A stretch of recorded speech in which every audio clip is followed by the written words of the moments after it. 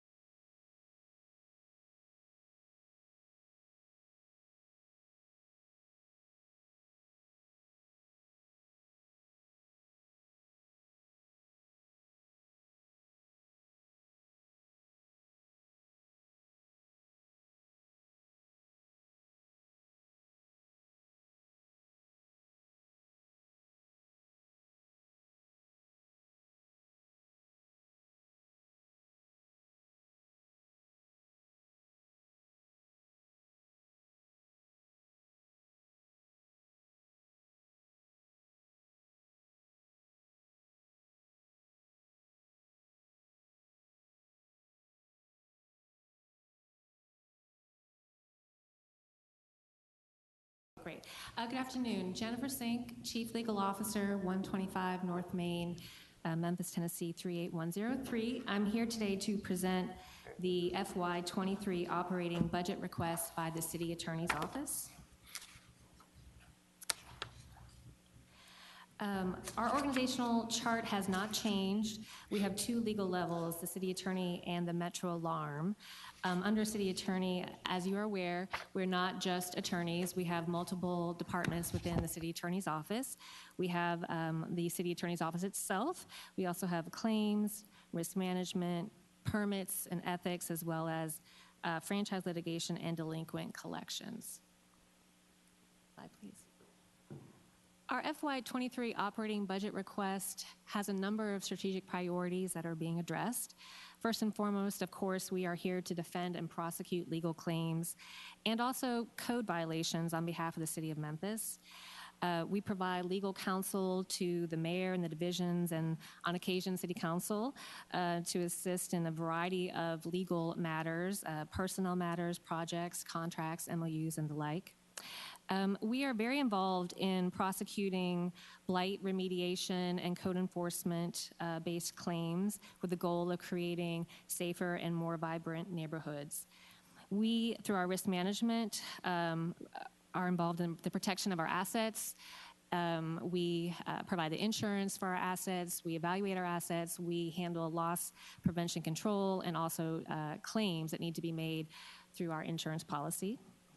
And we are very involved with the procurement process, the contract reviews, and we always have a goal of providing excellent customer service by ways of our claims, our permit applications, our public records requests, and the enforcement of our Metro Alarms ordinance.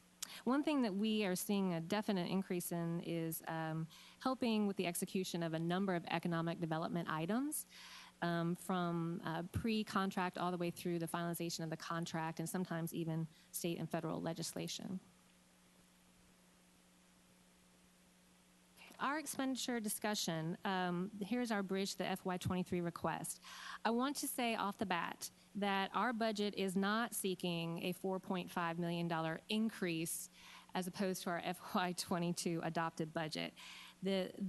What appears to be an increase is actually a change in the manner in which we are handling expense recovery for insurance. So in the previous budgets, my office was responsible for paying for the insurance policies that we covered, and then we would receive some expense recovery from the other divisions that was allocated on a pro rata basis. That then became a deduction in our budget.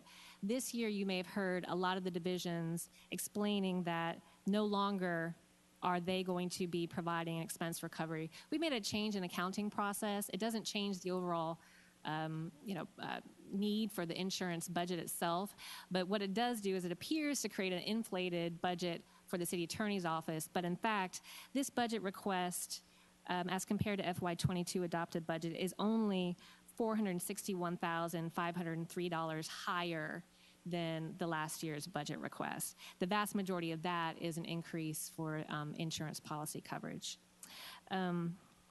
So those are the main factors. We're actually pretty flat in almost every other regard. Next page, please. This slide reflects our program comparative spending, and it doesn't really add any new information, except just as a reminder, most of what we're seeing here is because of the change in the manner in which the insurance expense recovery is being handled. I would mention that we are continuing to receive expense recovery from third parties, such as the Convention Center and the Riverfront Development Corporation. And so if you'll flip to the next slide, please, you'll see that we are still, well, it actually is not reflected here, but we are still receiving expense recovery from the third-party entities. We're just not doing it within the city divisions themselves. If you could go back, Schumann, to page 8, please. Thank you. Here's a more detailed account of the year-to-year changes in the expenditures. This budget does reflect an increase in full-time salaries and raises as generated by HR and as reflected by the 2% increase for non-represented employees that was budgeted by the mayor.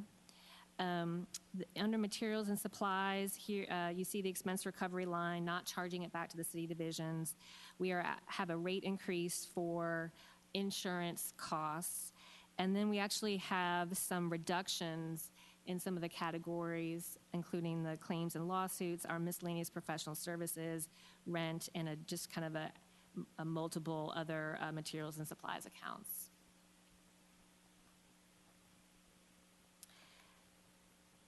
The city attorney's office is not a revenue generator. We don't bring in revenue, except that we do receive an operating transfer in from Metro Alarms because of the support that we do provide that office. We are budgeted to receive $25,000 again for FY23. And other than that, there's really no changes. Our division detail information for personnel on page 14.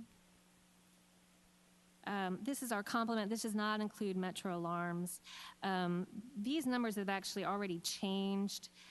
We were down to 3 vacancies. I think now we're going to be up to 4. We have a couple of potential or some job offers in the works, so it's somewhere around 3 vacancies at this point, I would say. Bless you. Here's our major material and supply expenditures. I wanted to just kind of explain. So the insurance is an increase. Last FY22 adopted budget, our request was $5,196,000. So we're seeing an increase this year to 5.6. Our legal services and court costs is flat as compared to last year. And we've gone down in both miscellaneous professional services and then the catch-all, all other M&S accounts. Both those are going down in comparison to last year. Just as a reminder, in the legal services and court costs, that's not just for our outside counsel. This also accounts for about $1.2 to $1.3 million that we pay to the Chancery Court as a statutory required fees for our tax sales. Okay, and then the next page provides a little bit more detail on the miscellaneous professional services account. So this is not the legal services, this is miscellaneous professional services. The big chunk of it, $1.6 million, is fees to the Shelby County trustee related to the delinquent tax collections and tax sales that they perform on behalf of the city of Memphis. The remaining approximately $200,000 is for a variety of different miscellaneous professional services, including some contract employees, some risk management vendors. We have background checks that we need with relation to permits and the TBI, and just a variety of smaller vendors. We continue to lease some of the offices over at Union Extended. That's where we house our permits staff, and it's a very convenient spot for them right now, and we just don't have the room at City Hall. This is our minority women business enterprise utilization as of June 30th of 2021. Our total certified MWBE spend was at 41.7%. When you add the non-certified MWBE spend, our total combined is 49.94%.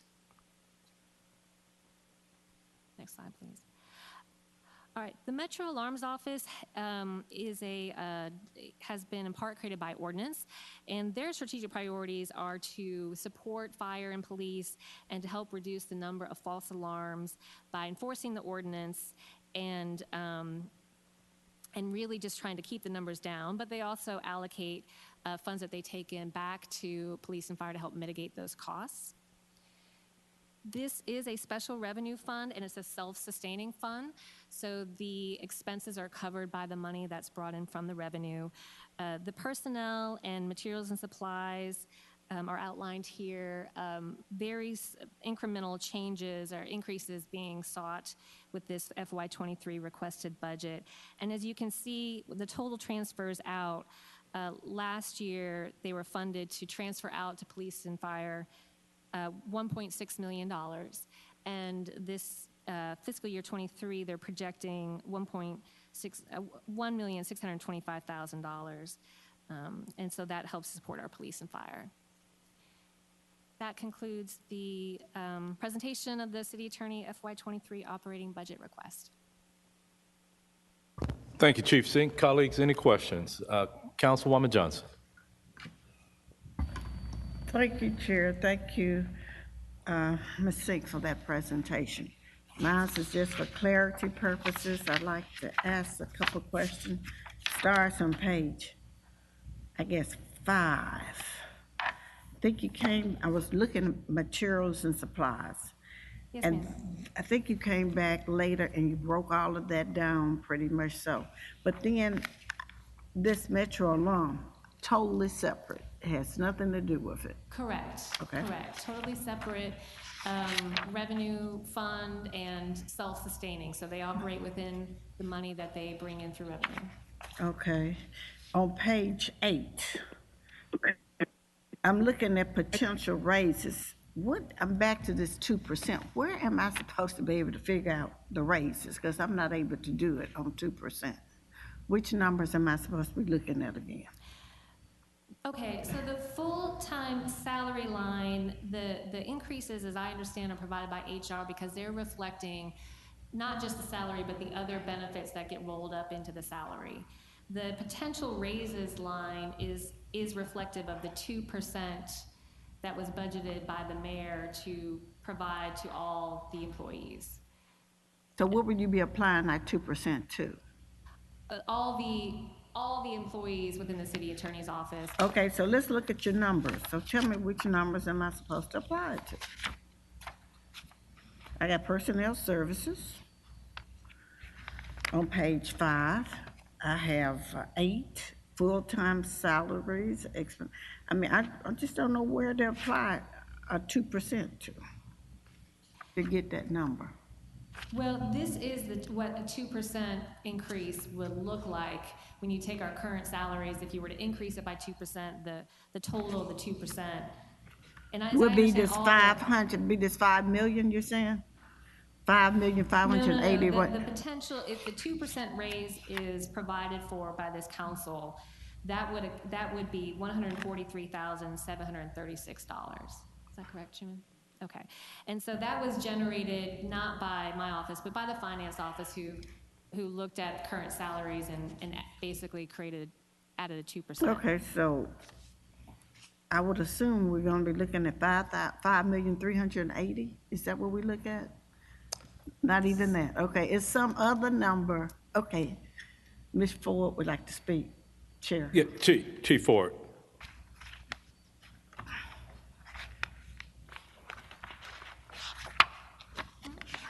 I just trying to figure that one out. Good afternoon, Council. Shirley Ford, Chief Financial Officer. Good afternoon. Thank you, Council. I appreciate that. And Councilwoman Johnson, I know we had some question during the finance Right. presentation because the numbers didn't appear to be a straight across the board 2% raise. So we had gone back to HR to get clarity on that number. And the number is a little bit higher than it normally would be. We also include compression into that number, which is not anywhere in your numbers, but we do think that our number overall is about $500,000 too high than what we originally projected. So I did want to clarify and give council assurances that the 2% raise that would go into effect would be by person, by service center, calculated through the system. And the number that we have out there is an estimate of what we think that is going to be. Okay. But I will say that the number that we originally estimated, which was about $3 million, the actual, when we went back and looked, even with compression, is about 2.5. Okay, thank you. Thank you. I apologize No for that problem. confusion. Just I know extra it looks money. weird. But Thank now, you. before you leave, Ms. Ford, sir. and this is not necessarily dealing with legal, but just overall as we get ready to approve this budget, will we have, I want us to have the full budget books before we take it up and deliberate, add, cut, whatever the case may be. I think it's very important for us to have that before we are asked to approve this. Now, no, we're not going to be asked tomorrow, but we have the holiday coming up and then the first meeting in June.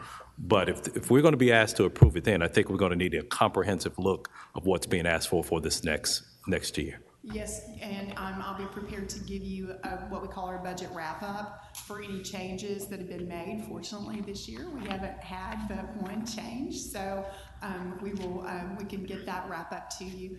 If there should be anything else in the interim, we always wrap that up for you. Okay, so what we've scheduled, though, for this upcoming Wednesday, just in case any council members want to have any type of additions, and so we're going to have that. I know that's, to me, though, that's independent of what the administration has presented, because, in essence, you gave it to us, the full budget books, and then there's some revisions in there. We still will want that even before we make some of our adjustments. Absolutely. Okay, thank you. Yes, sir. Thank you. Councilwoman Johnson? Ms. Singh, I have another question. Yes, ma'am. Almost the first year I came, it was a situation where the administration needed additional funding. And they said they were able to find it because of some legal cases did not require as much funding as they had anticipated. So my question is, do you have a separate fund where you put the money aside in the event legal cases, so the city will have an idea how much money they would need for these various cases that you may be litigating? There are in some instances, we do, and it would be probably prudent for me to, if you want a more detailed conversation, to have that separately. But we have had a couple of occasions where we have a known quantity, and it is maybe a larger amount. And it's something that we are in consultation with the chief financial officer to make sure we are properly accounting for and prepared for those. That is more the exception to the rule, but we do have those scenarios, and that is done in consultation with the chief financial officer upon the advice of the chief legal officer. Who's responsible for keeping up with those funds? Well, I'm responsible in the sense that I need to have an awareness of them and make sure that there's a proper advice in terms of the amount. But just like all of our finances, I'm not personally accounting for the fund itself. It just continues to be monitored. And again, the chief financial officer and I would speak and talk about that and review it annually to determine if it was necessary or not. Okay, so if any of those funds become available, how are we made aware of them? If you didn't use as many, and then in some cases you may need more. Well, I mean, that would mean that there had been some kind of resolution to the Right. litigation that was finite and final, and no chance of any appeal or anything of that nature. So when that occurs, then I would advise the chief financial officer that it would be either the funds are needed to pay. Where do you or get the are funds no longer from? needed. I'm just curious, am I asking too many questions? No, I don't think, when we're going through budget, this is the only time we have to ask these questions. So it's, Okay. in my opinion, it's never too many. But along those lines, though, Ms. Johnson, that's why to have the overall budget book is helpful, because we saw some shifting. If we look at individual divisions, we see an amount for lawsuits. And I would assume that that's an allocation based upon what may have happened in the past. But we saw some, I guess, some different accounting for it this year than it may have been accounted for. Previous years may have been some changes. And that's why I was asking for us to have the complete book, because if you had the book in front of you, you may be able to add and see what some of those changes were. But if it would be my assumption that when we look at potential litigation costs, it would be under that lawsuits. I don't know any other place it would be, but if we have, 12, 13, 15 divisions, each one has that line item. If we don't have one book to basically say, here's that total line item, we're shooting in the dark as far as how we are spending it or what we're accounting for this next fiscal year. And if I may add to that, maybe I didn't fully address your question, but all the divisions have contingencies built into their budget in the event that they need to make a monetary payment in conjunction with a claim or a lawsuit. And again, those figures are reviewed annually and determined with input from my office. So the divisions have responsibility. Let's say, for example, there's like a car accident, and the city is responsible for paying $5,000. Well, the division that employs that person in the car accident would be asked to fund the $5,000. And so we all, even my office, every division has a legal claims, a lawsuit/claims contingency line built in the event that it's needed. So we budget for those scenarios. All right, I thank you. Thank you for the clarity. Thank you. Thank you, Chair, for the opportunity. Thank you for the questions, Councilwoman Johnson. Councilman Smiley, any questions? Councilman Ford or anybody else that's on the call, any questions for legal? No, thank you. Okay. I move it. Okay. Motion has been made and seconded, but I just have a few questions, minor, sort of starting at the back. Looking at the Metro Alarm, when we look at the total personnel cost, are those all the employees that's in that, or are some employees funded by another division? No, That's these everybody. are all, right, and I believe we have, is it six full, so the complement is 6 full-time employees, and I think there's also a budget for up to two part-time employees. Okay. My next question, and please forgive me because I don't have the total, well, I don't have the books in front of me, but I'm looking at the minority MWBE utilization. So, what I always question is what's defined as eligible spend. So if we take a look at the eligible spend of $2 million, would that be, so if we subtract out, and I'm going back to legal services court costs, I know I've switched over slides here. If we subtract out that $1 to $3 million, or 1.2 to $1.3 million, that'll have our legal services cost down to about $3.5 million. So, like I said, I know we don't have it in front of them. If I'm getting to that, why is the eligible spend $2 million versus $3.5 million? And I know all of that may not necessarily be legal services costs, but this is a question that I have about all of the divisions. How is the eligible spend? It seems to be and I understand that different divisions have different practices and different things that they spend upon, but sort of knowing what that outside counsel number is, how do we get it down from 3.5, or even if it's 3, down to 2 being the eligible spend? Well, I don't have the specifics with me, Okay. but I believe I can answer at least part of your question, which is, one, I would say that the legal services line does not just include the fees that are paid to outside counsel, but also litigation-related expenses, as well as the fees that we're paying for the court costs.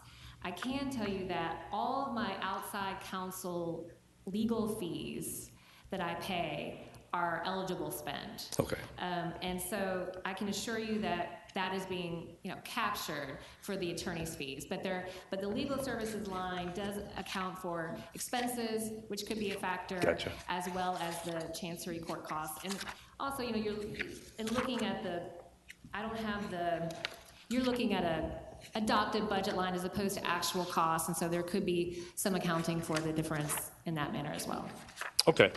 And, just going back to the budget books, it would be helpful, just to look at those lawsuit items. I want us to have that before we're being asked to vote upon that. My last question is, can you talk about the 1.335 as far as the roll forward encumbrance for materials and supplies? That's on page 5. What is your question? What encompasses this number? What are we carrying forward? Do you have that information, Schumann, by chance? What's that? Mostly from the legal services, court costs line, and probably also some from the miscellaneous professional services line as well. Okay, so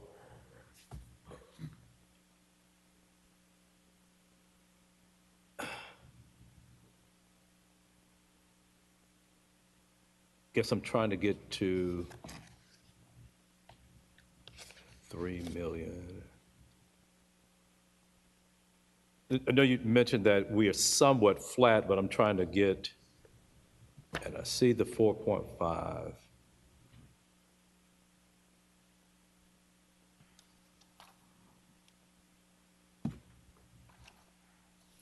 So if we look at fiscal year 2023 then, taking into consideration the encumbrance that we have for this year going into next year, and if legal services would be the majority of that, we are anticipating to spend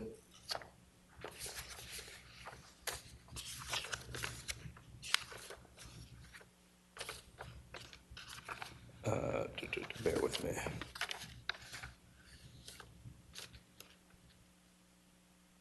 Well, okay, I'll ask it another way. The 4.85 that's on page 16, that includes the 1.35 encumbrance that's carried forward. So we can start at page 16. So the 4.8. Yes. Does that 4.8 include the 1.335 that's on page 5? No, it Okay. is a flat request compared to FY22 adopted budget request. And I wish I had the forecasting information available, but according to my finance manager, as of now, he said the funds available to be encumbered as of now are much lower than they were the prior year. The funds that you're seeing encumbered as reflected on slide 5. So you're saying line 5 is less? I'm saying that I'm not expecting to have the availability of 1.335 million in funds to roll forward this year under materials and supplies. Okay, Ms. Ford has her hand up. She may be able to explain.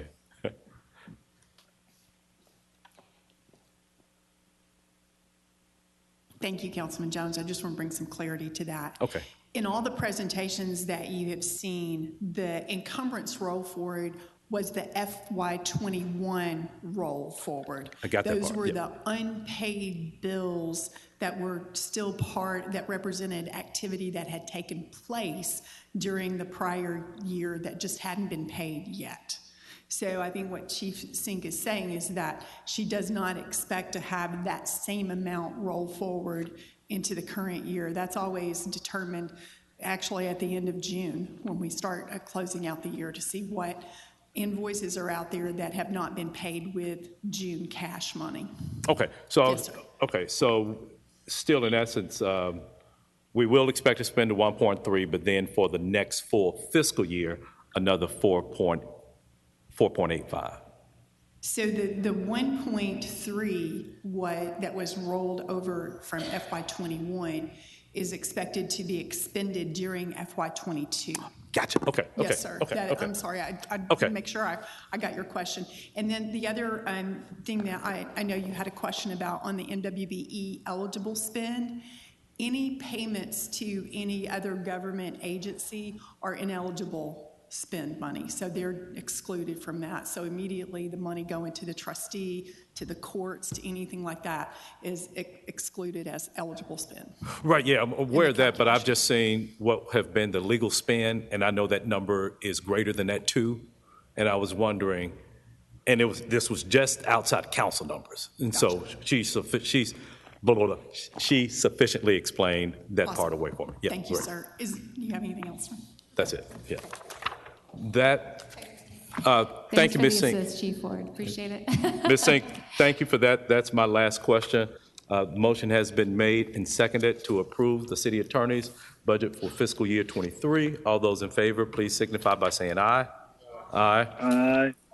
Any opposed?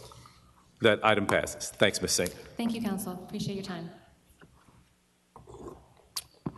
Next on our agenda, colleagues, is executive.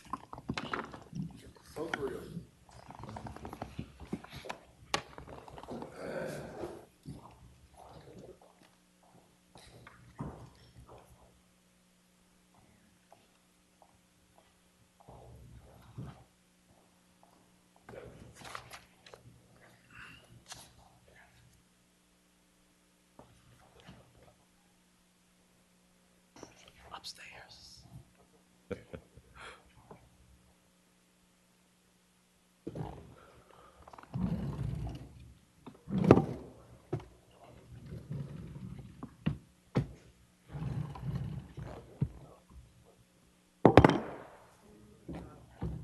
Hey.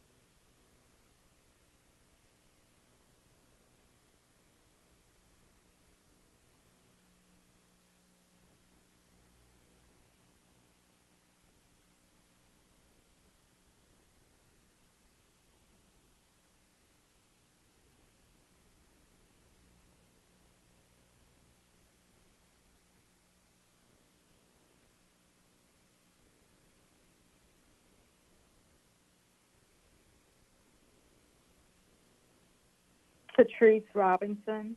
Is now joining. Welcome, Councilwoman Robinson. We are about to get started. Executive is about to present. Eagerly anticipating your arrival. Okay. Thank you.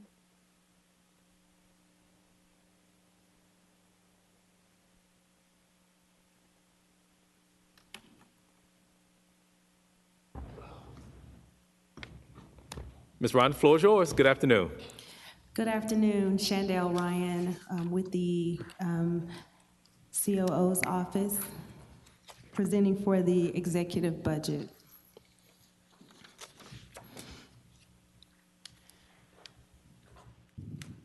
Okay.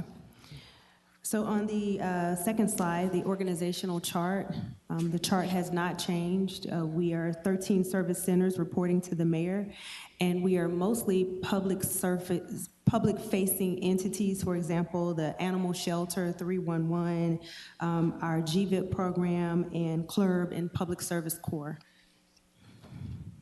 Next slide. So there are a number of things that we're looking to do with this FY23 budget. In particular for the youth, we are looking to provide professional and life skills development and hard skills training for over 2,300 Memphis youth through staff and partnerships with over 100 businesses. Under the good government category, we're going to expand upon the Public Service Corps to reduce recidivism. Just to give you a little bit about what the program has done, January to April, they've collected over 26,000 trash bags, over 5,500 tires, and cleaned about 687 drains. About 21 of the employees with the Public Service Corps have been moved on to various divisions for full-time employment. We're also looking to decrease recidivism and increase the work experience and skill sets of men and women with our WOWS and Manhood University programs. We will serve about 4,100 families through the Pet Resource Center, which provides pet owners with resources like pet food, medical care, and behavioral training. And we will continue to build the group violence intervention program with this budget. Next slide, please. So looking at our bridge from FY22 to FY23 request, we've basically asking for around about a 3% increase, and I'll explain exactly what that looks like. In our personnel services, you see the adjustment that we had there, the $1.7 million. That is from the GVIP program. So in FY22, when the program was brought over onto the budget for the executive division, it was brought in under personnel services. So once it was brought over, then we had to go through and allocate those funds, and I'll explain a little bit of that as we go through the presentation. You'll see that money kind of floating through some of these other expenditure categories. So that 1.7 million adjustment you see out of the personnel services, you see it reflected again down in materials and supplies, where we were allocating those funds for materials and supplies for GVIP. Also, you see the encumbrances for materials and supplies of $3.18 million. That represents the majority of the COVID dollars that we encumbered and carried over from FY21 to FY22. And then you'll see that we brought those dollars down to the grants and subsidies line. So it's a mirror of the same dollars that we brought over. We just adjusted and allocated them in the proper place so that we can use those funds.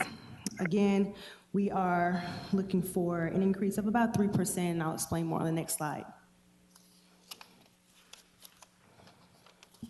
So moving to the program comparative spending on slide 7, thank you. So the increase you see in the mayor's budget there, that reflects the 2% potential raises that we're looking to have for the city overall, for the executive division in particular. That 9% increase you see in auditing, that $82,000, that's for an increase in audit contract that we have to provide, help us provide auditing services. You'll see also an increase in animal shelter.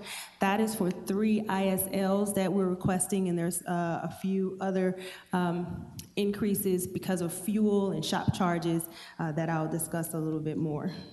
Overall, we're looking for a 3.3% increase. Next slide, please. So the FY23 discussion of year-over-year changes in expenditures.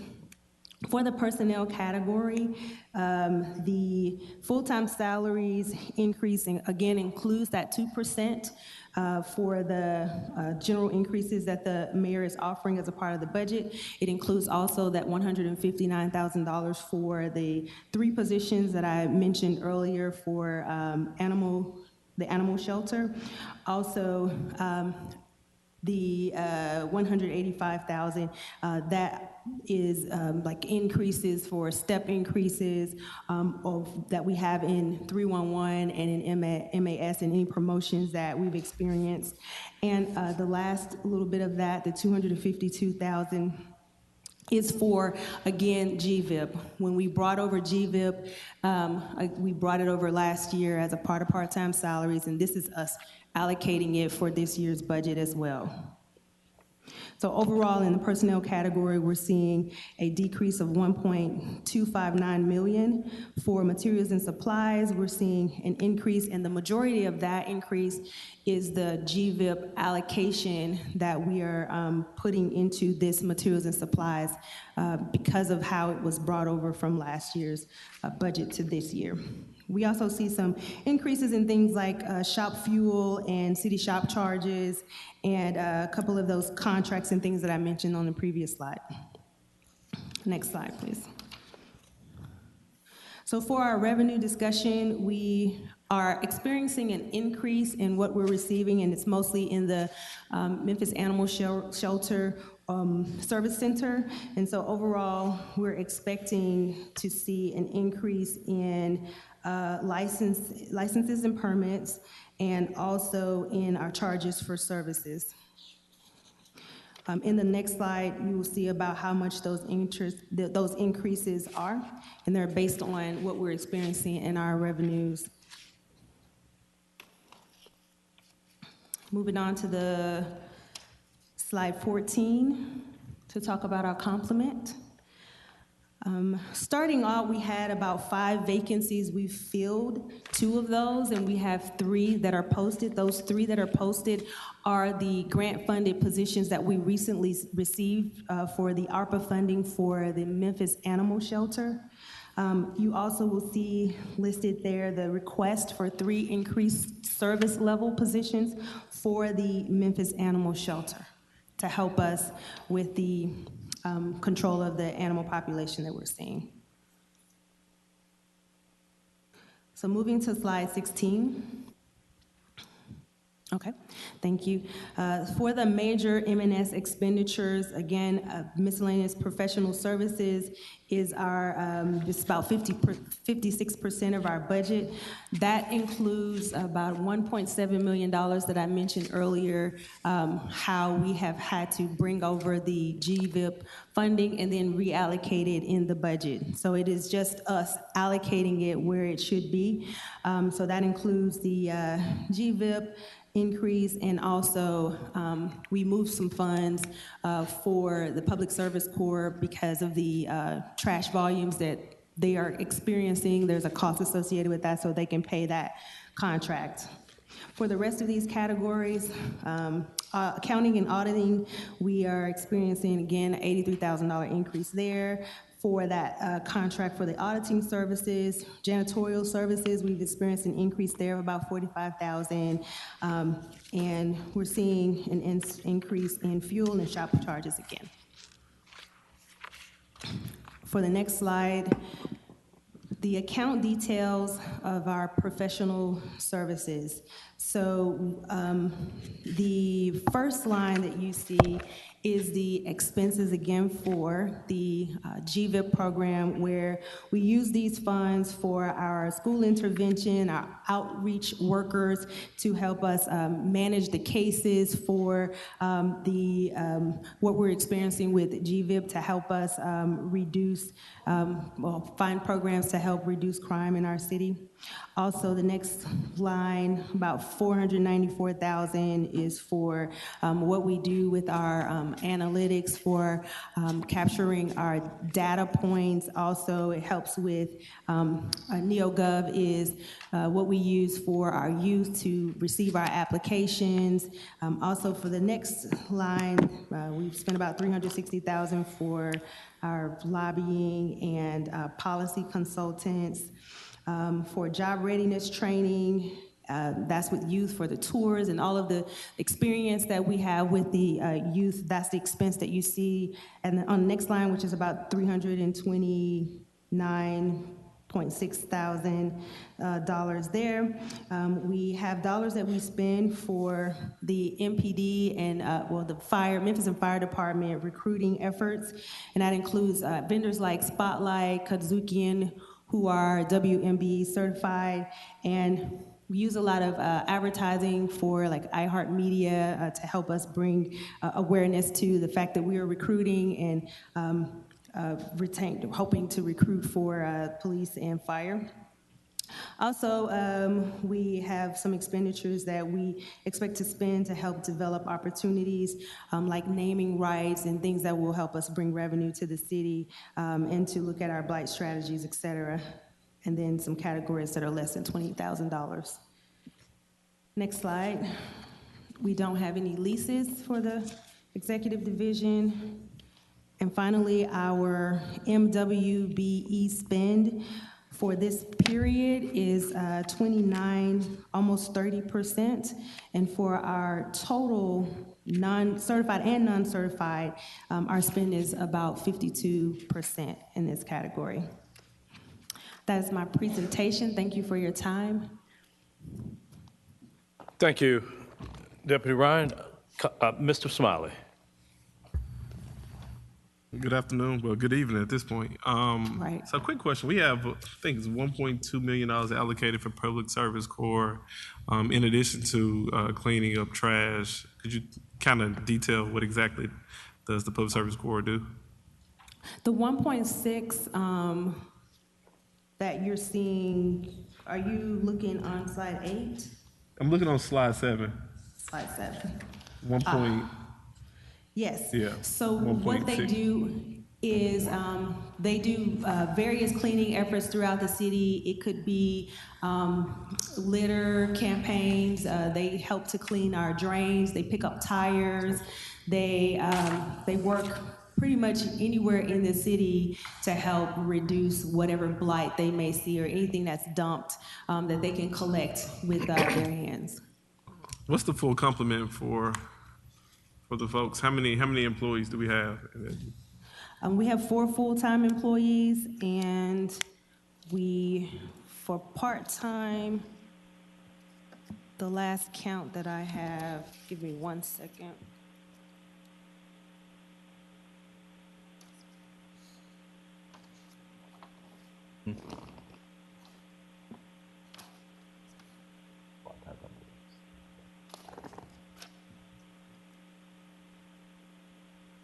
Must be a lot there.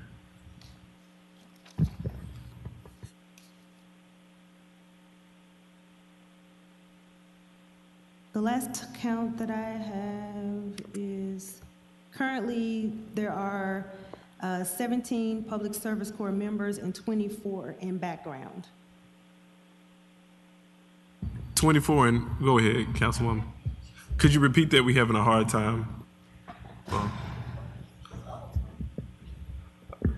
that's definitely trouble. We're in a blue blazer. We have about 17 Public Service Corps members, and then we have 24 that are, when I say in backgrounds, they're in background checks to be hired. What the program, how the program works is they bring on a number of employees. They work them about a 90-day cycle or so, and what they're looking to do is develop their skills and then get them placed in other opportunities. So I'm assuming the current budget request provides for the 24 potential employees in background?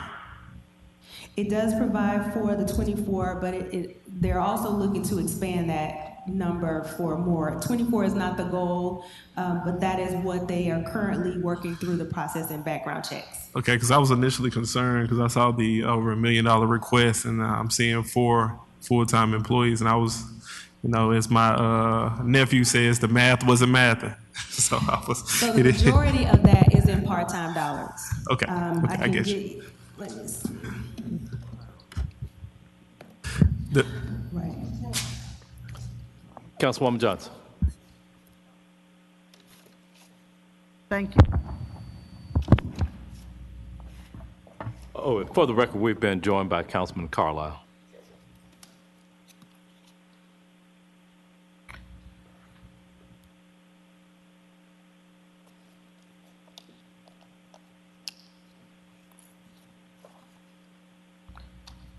I have a question.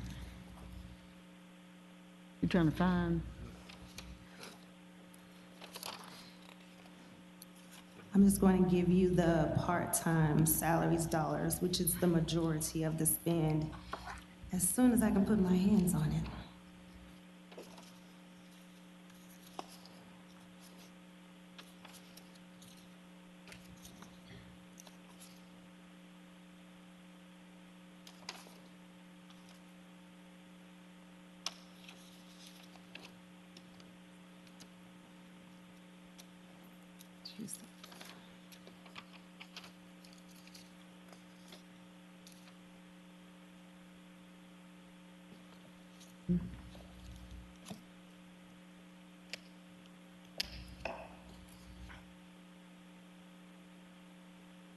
Chief, while she's looking, can I ask you a question? I have it now. She got it, I'm sorry. I do. The part-time salaries is $616,781. That's what we're looking to spend there. Full-time salaries is $266,592. And for M&S, $137,433. And we do anticipate being able to, I'm assuming we anticipate all 24 individuals in the background will end up on the city payroll. We are hopeful that we will receive as many of those 24 as possible, but that doesn't end the campaign. Okay. They are continually hiring. I just wanted to have a number for you of what we currently have in the pipeline. So what's the anticipated, is there anticipated number of employees that we're looking to meet as relates to the Public Service Corps? Yes, the goal was to expand the program to 100 employees. Okay. But with what we're experiencing with the market, they're having difficulty in filling those positions. But also the success they're having is once they hire people on and get them trained, get them certified, then they're also seeing them go to other opportunities, as we've wanted to do with the program in the first place. Okay, this is my last question Yes. for this particular division. I promise. I had to promise, so I would not keep asking you questions. Let me ask it this way. Does the current budget include funding for a potential 100 employees? If not, how many employees does the current budget anticipate that the Public Service Corps will have within the next fiscal year? It includes, it's difficult to answer with the nature of how people will roll in and roll out of the program, but let me just say this.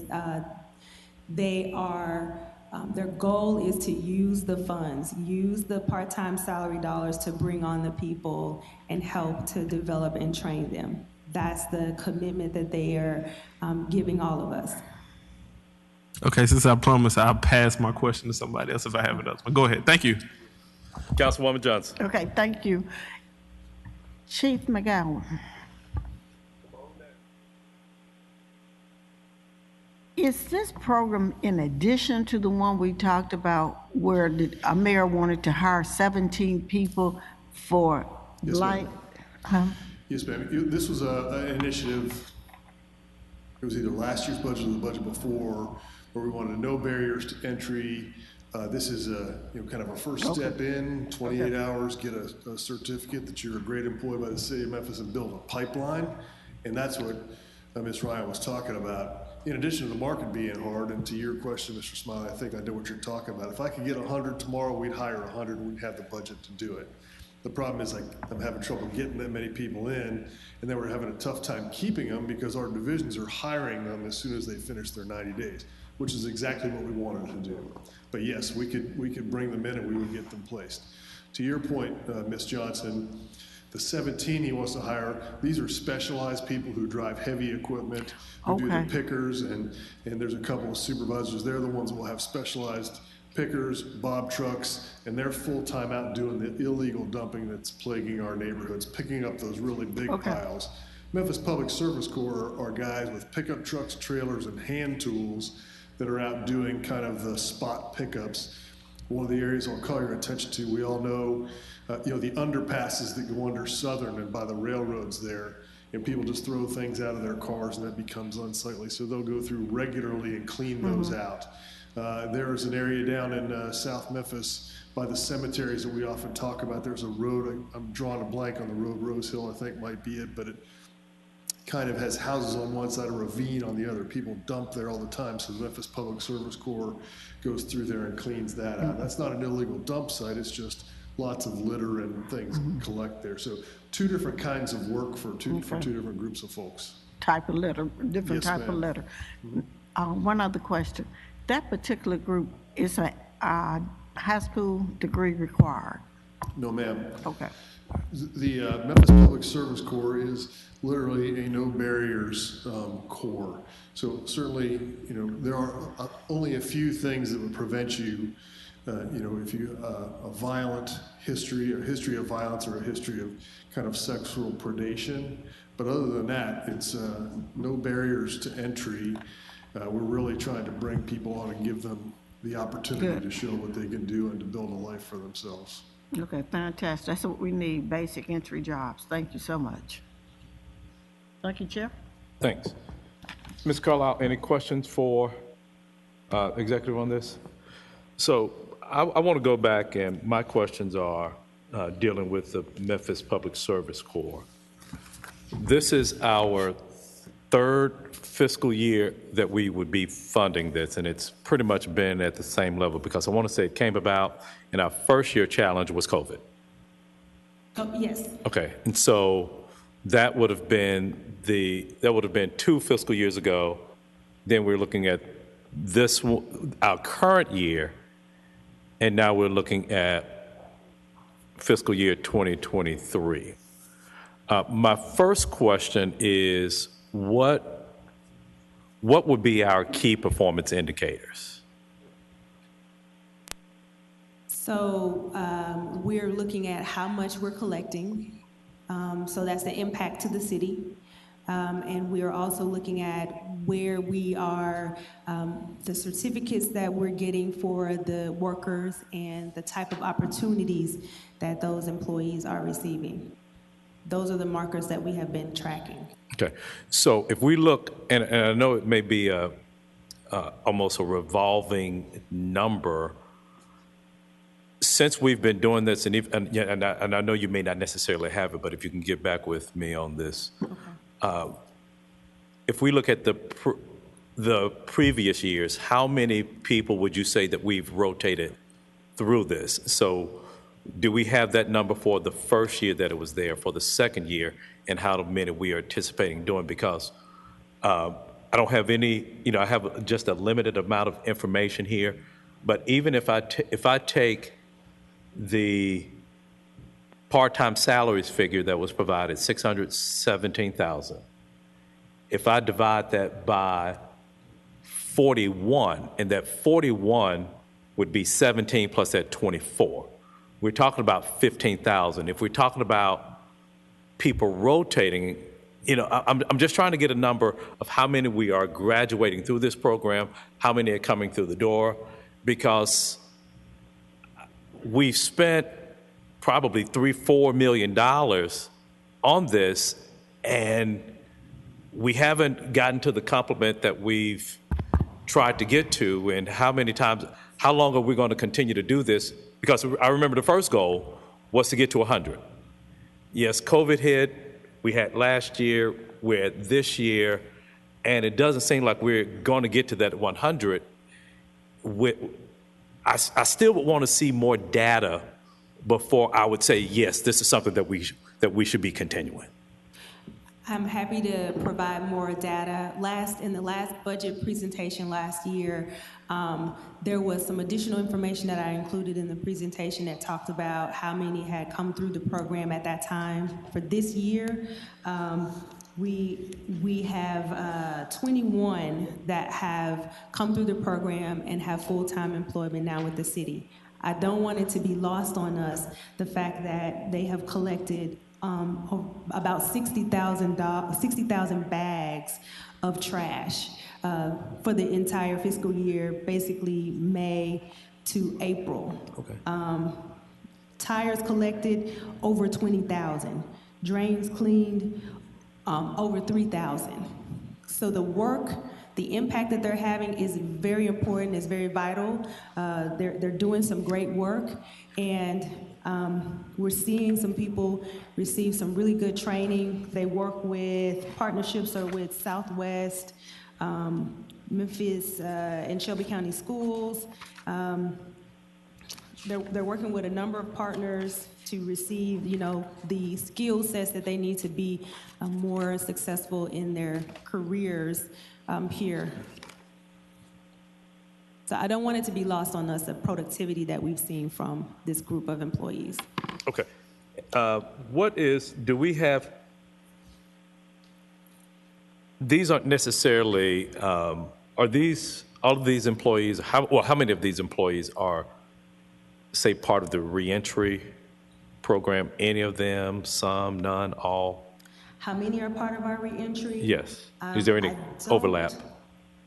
I don't have that number here, but I can get that number for you. Okay. What also would be helpful is... We do use that. I'm sorry to interrupt. Okay, no problem. We do use our Manpower and WOWS program as a sort of a pipeline to receive people, but we also have outside applications. Okay. What would be helpful in the presentation that you gave some time ago about the number of people coming in, that part was very helpful. But now I think that may have been using the previous year's data. Is that correct? Yes.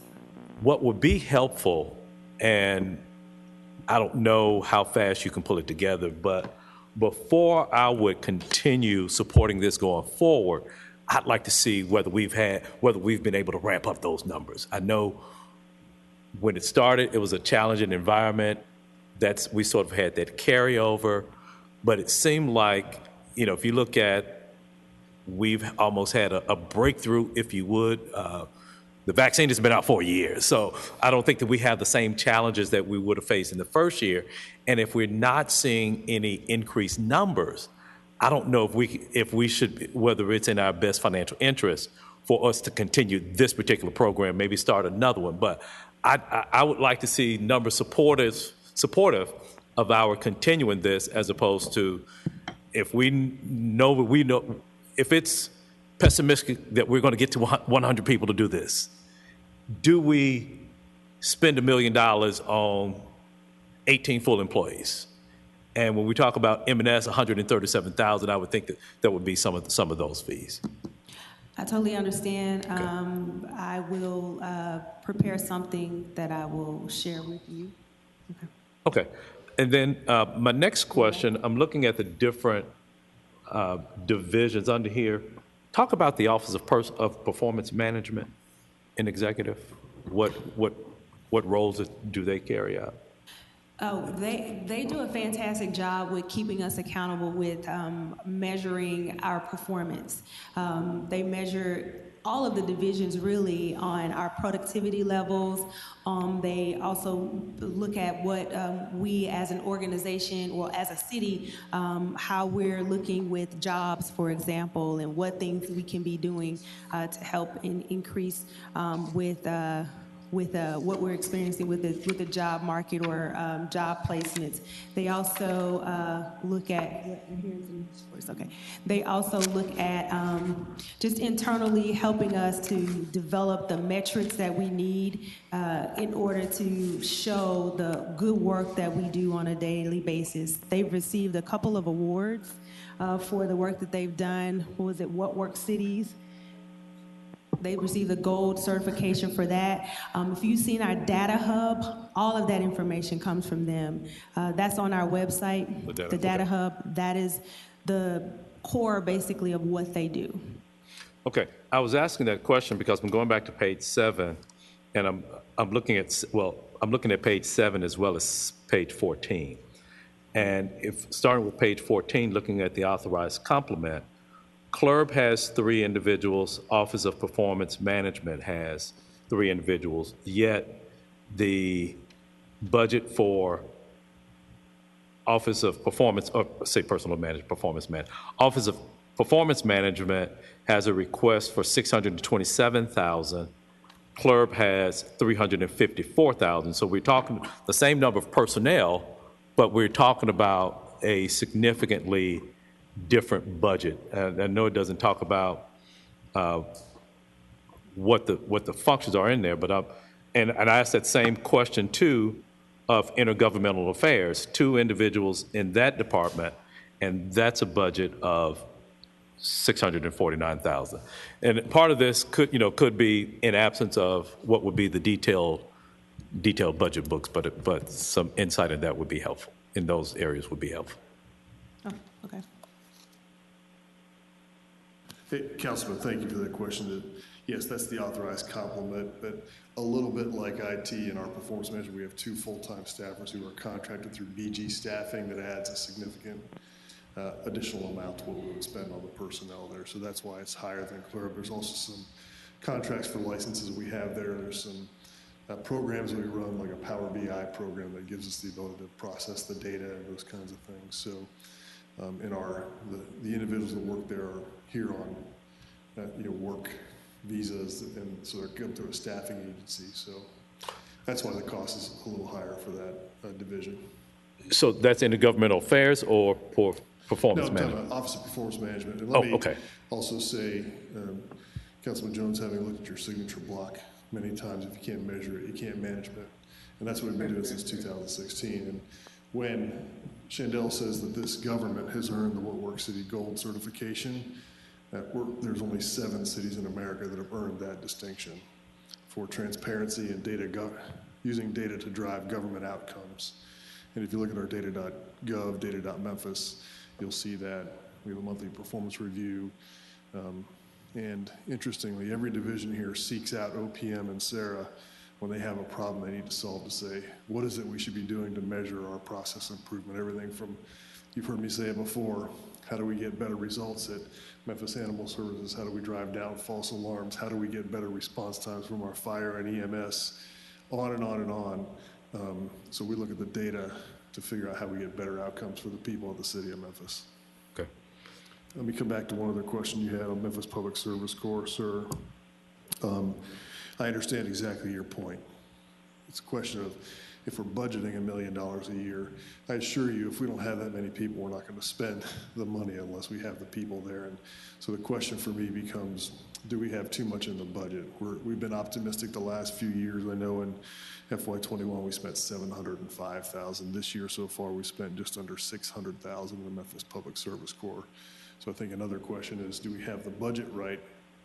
We've been optimistic. Are we ready to come out of the pandemic and hire more? We've been hopeful the last few years. So this question is in this coming year, do we have the budget number right for Memphis Public Service Corps? I don't think there's any question that the folks have been successful coming through there. Okay. And then intergovernmental affairs, governmental affairs. I'm sorry, I missed the question. Intergovernmental affairs, 2 personnel, but a $650,000 budget request. Much of that, I believe, is, I know there's materials and supplies about $360,000 that goes to the federal and state lobbying. It'll be out of that, okay. Which, covers quite a bit. And then there's some communications that goes in there. I know that also comes through intergovernmental affairs. But the lion's share of that is to hire the the lobbying firms in Washington and Nashville that do the work for us. Okay, thank you. Councilman Carlisle. Thank you, Chair. I have just a couple follow-up questions on Councilman Jones regarding the Public Service Corps. So just to get specific about what I'd like to see is how many people have been applied? How many people have been hired? How many people showed up day one?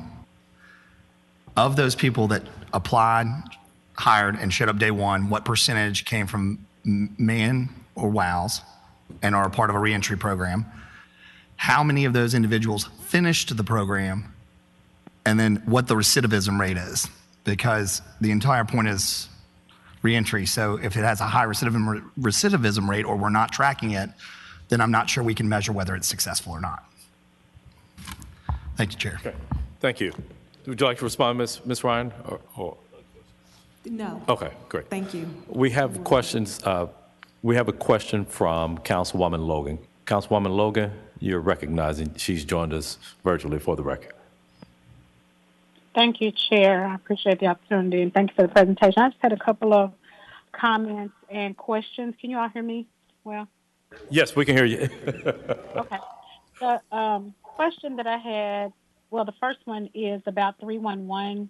I know I've gotten several calls from constituents over the last few months about 311, trying to reach 311 and not able to get in. I didn't see any increase in the number of call center workers or the increase in the complement.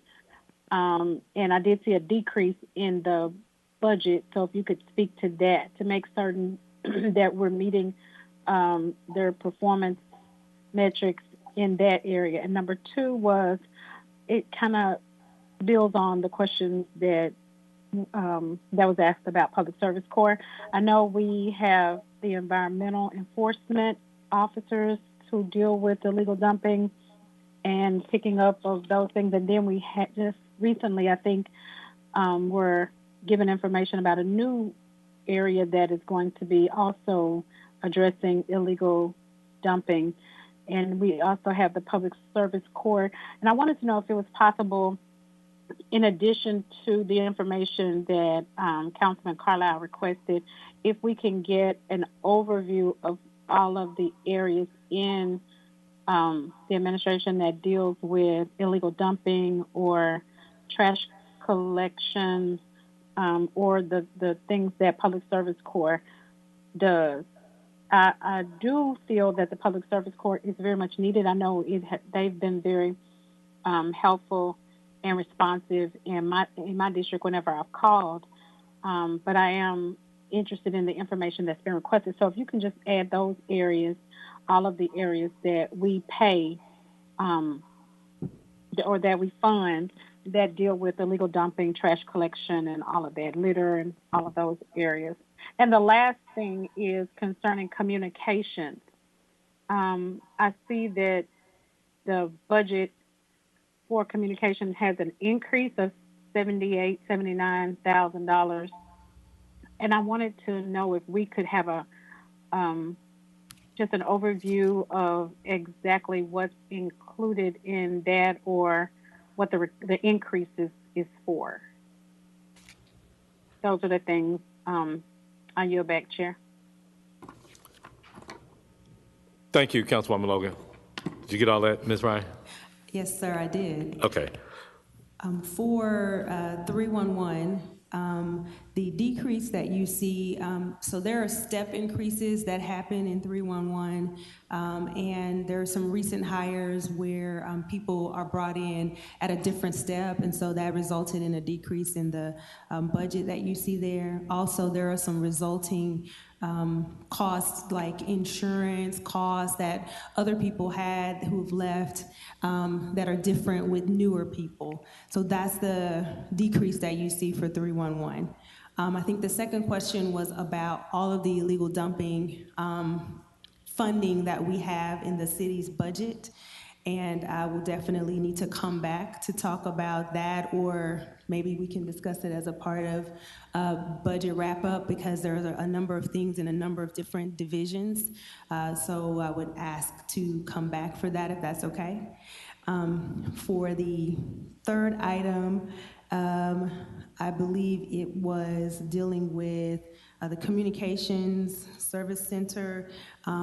They had a change in a position with a reorg that they did. There was a position of someone who left, and they reorg and readjusted their organization, and that reflects the increase that you see in the Communications Division, Service Center.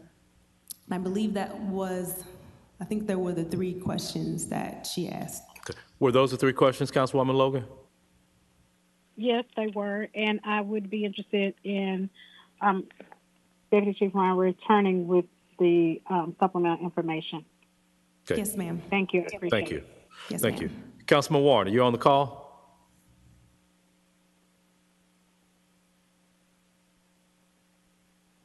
Councilman Warren? Yes, sir. No Okay. questions. You're recognized, Councilman Warren. No, thank you. I had no questions, sir. Okay, thanks. Okay, at this time, I will entertain a motion to approve the executive division's Like to move it. Second. budget request. Okay, motion has been made by Councilman Ford, seconded by Councilman Warren. All those in favor of approving this item, please signify by saying aye. Aye. Any opposed? Okay, we have, please post for the record that we have an abstention and a nay on this item. But this item passes. Thank you. Thanks. Next, colleagues, we have General Services.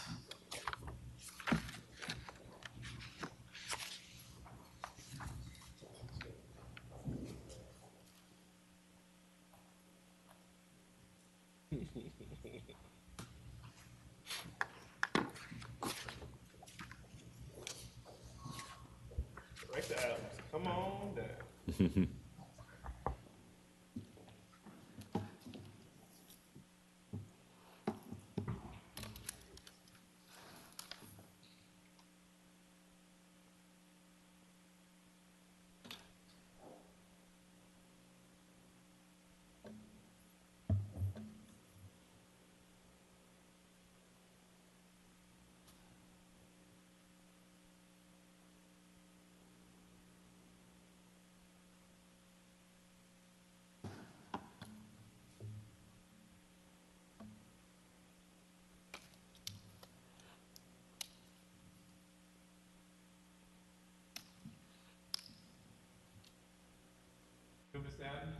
Good afternoon, Mr. Adams. The floor is yours. All right, good afternoon. Chair, I am Antonio Adams, and I'm the Director of General Services, and I am here to present the General Services General Fund and the Fleet Fund budgets, FY23. So I'm gonna start with the General Fund request.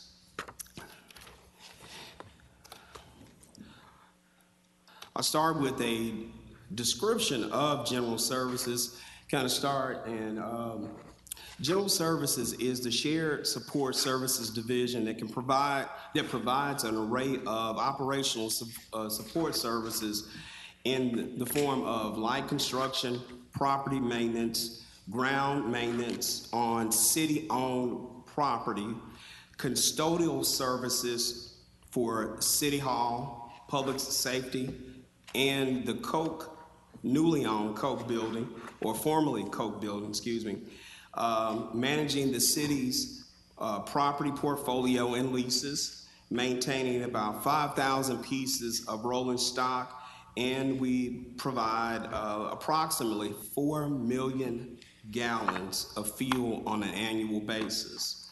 So simply put, we support almost every operation and or division of city government.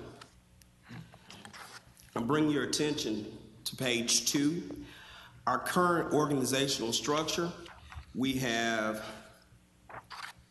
5 legal levels. We propose in the upcoming budget to reduce that to 4 legal levels where we have administration.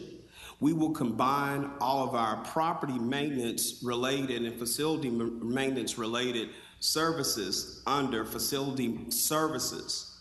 So then you will only have light construction and property maintenance, Bass Pro, which we do maintain and support the Bass Pro shop grounds. Then you will have building maintenance, which includes the operations for City Hall, the public safety building, and then of course the formerly Coke building and the mail operations. You'll have real estate, and then you have fleet maintenance.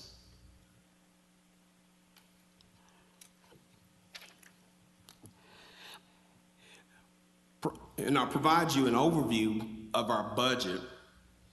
The General Services General Fund budget request for FY23, we're requesting a overall request of an increase of $1,646,606 from FY22.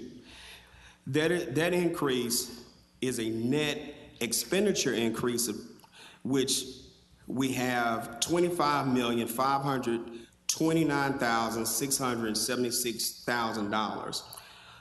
That breaks down in expenditures of personnel increase. We're asking for an ISL of, let's see,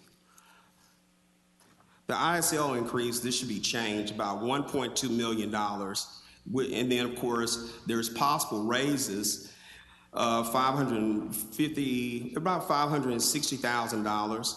That breaks down in full-time salaries, about $408,000. And then there's a net decrease in health insurance. And then, of course, you have M&S decrease, an M&S decrease of a net $246,000, which includes a decrease of shop charges of $129,000, a decrease in insurance, which is going to be moved from general services over to risk management. It's going to be moved over to the city attorney's line of $241,000 over the city attorney's line. Then, of course, you have an increase in our fuel costs. And then, of course, you got M&S increase of $100,000. Then, of course, we have a FY23 budget increase of, a budget revenue request of $1,008,031. And then, of course, this represents a decrease of revenue request of $493,000, and that's coming from the decrease from Bass Pro, and that's rental proceeds.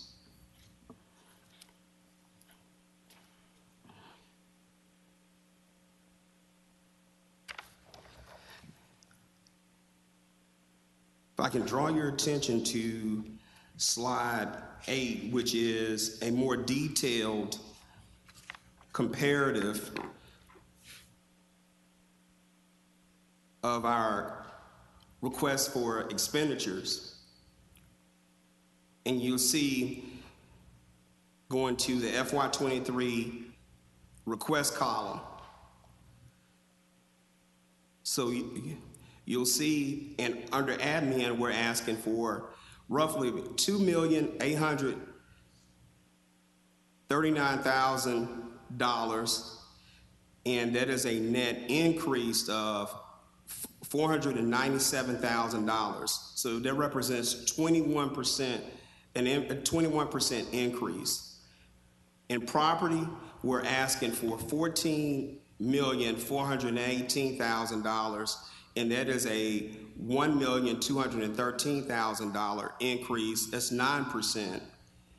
In real estate, we're asking for $688,000, and that's a decrease of $56,000, and it's a net decrease of 7%. OCH, $6,437,000, net decrease of $80,000. This is a 1% decrease. And then, of course, fleet personnel, that's a $1,146,000 request, and that's a $122,000 increase of 12%. And our total expenditures would be $676,000, which comes up to a net increase request of our $1,696,606. That's our total, and then of course that's our total request for increase, for FY23.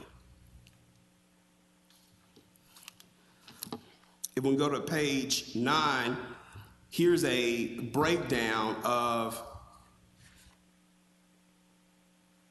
and a description of what we're asking for in FY23. Full-time salaries represent $408,000, and the potential raises represent $559,000.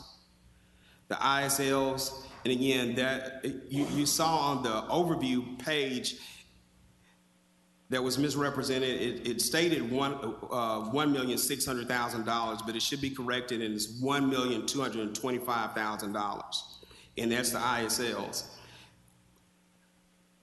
And then, of course, the health insurance decrease, and then the various accounts, and these are all personnel expenditures. And then, of course, the M&S expenditures, fuel, material and supplies, of course, these are brought in line with actual expenditures from FY22. Insurance, which is, again, this is just going to transfer over to the city attorney's office. And then shop charges, which are being reduced. And then these are all various accounts which are being reduced because we're no longer going to have that encumbrance roll forward.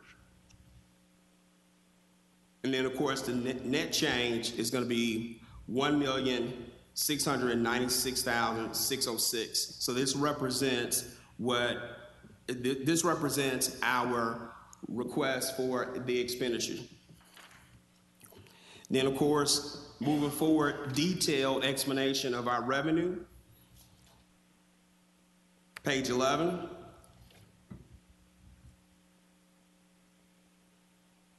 Our local taxes. These local taxes are franchise agreements.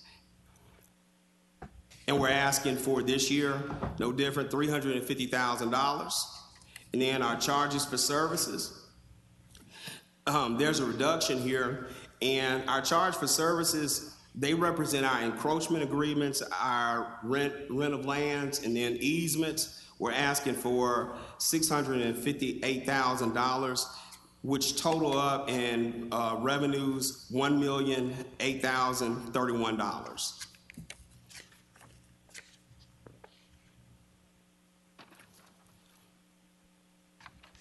Then on page 12, we are reducing our rental fees, and this is just bringing the rental fees in line with FY22 actuals, and this, of course, the rental fees that we're receiving from Bass Pro, bringing those in line with what we're receiving.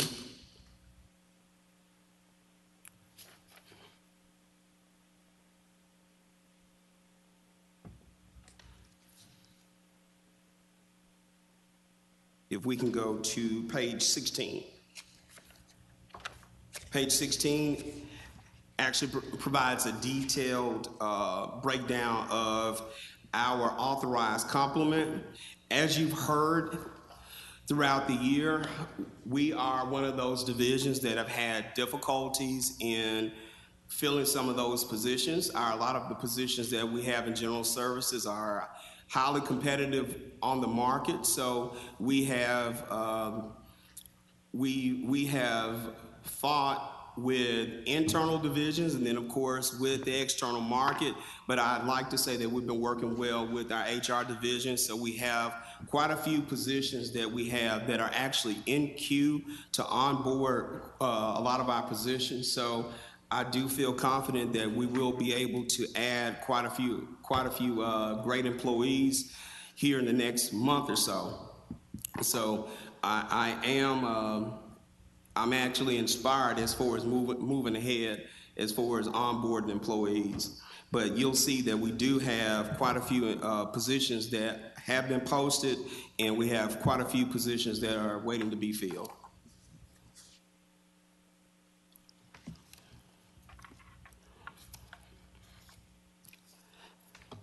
Notwithstanding the positions that we got to be filled and the employees that are doing the hard work, you'll see on page 18, this is a major breakdown of how we spend our money.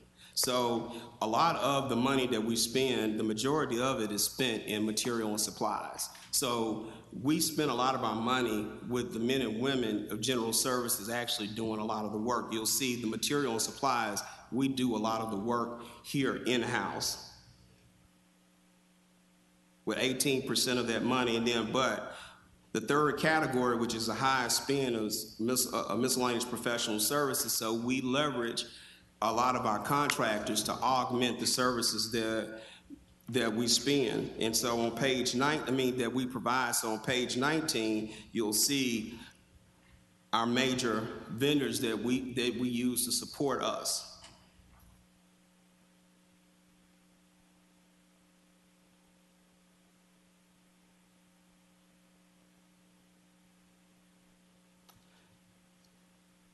And then if I can bring your attention to,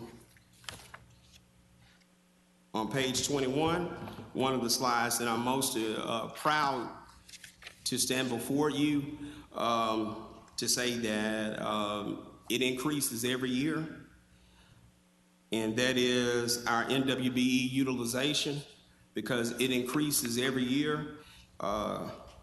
Councilman Jones, if you can recall, back when you started, we were at 12%. And I'm proud to say now we're at 32. And so every year we keep striving to get more and more, to the extent that we can leverage our buying power, and we do. So that is the conclusion of the General Services General Fund budget presentation. I'll open it up for any questions. Thank you. Questions, colleagues? Councilwoman Johnson. Thank you, Chair. Thank you. Thank you, Director Adams, for the presentation. My question is, on page 4, we talk about COAT bringing the facility online and operational 10 positions. Those positions were not someplace else. I thought we brought everything together to the COAT facility. So I would have assumed that they were employed in some other location. No, ma'am. They're not employed currently. We will have building engineers and support staff that will be there, because that particular operation and the services that will be there they will operate 24 hours. So right now we do have some staff that are actually supporting it, but they're supporting it on a part-time basis, only because right now the location is just we're only operating it just from a short-term utility perspective. But once we start operating that, i.e. we start the fueling station.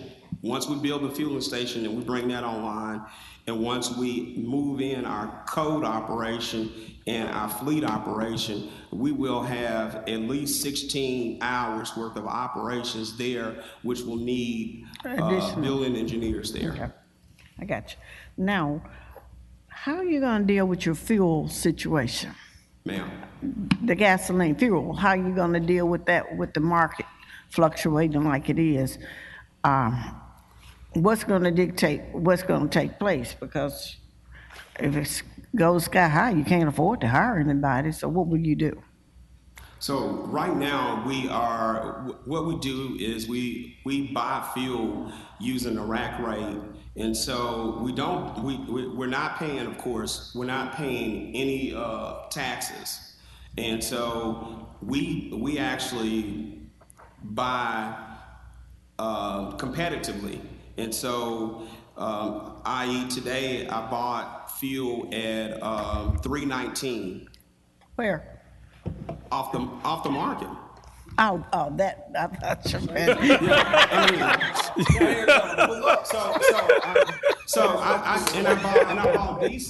I bought diesel at $3.60 a gallon. Okay. So if you See it. Lisa, if you can, let's pull up the chart. And Okay, I understand you're buying it at Buck Raise. I had to catch up. Okay, Right. sorry, I got excited.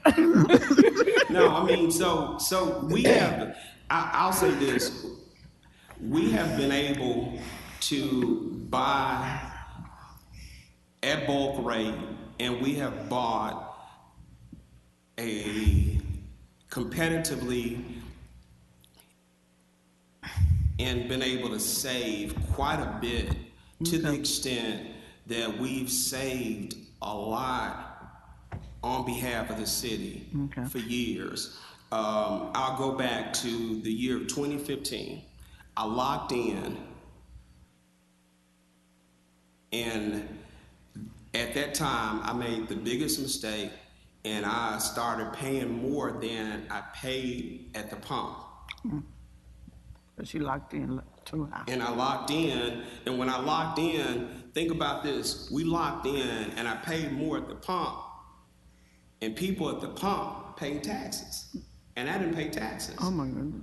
And so what we started doing then is I have the option now to lock in if I want to, and we measure every day.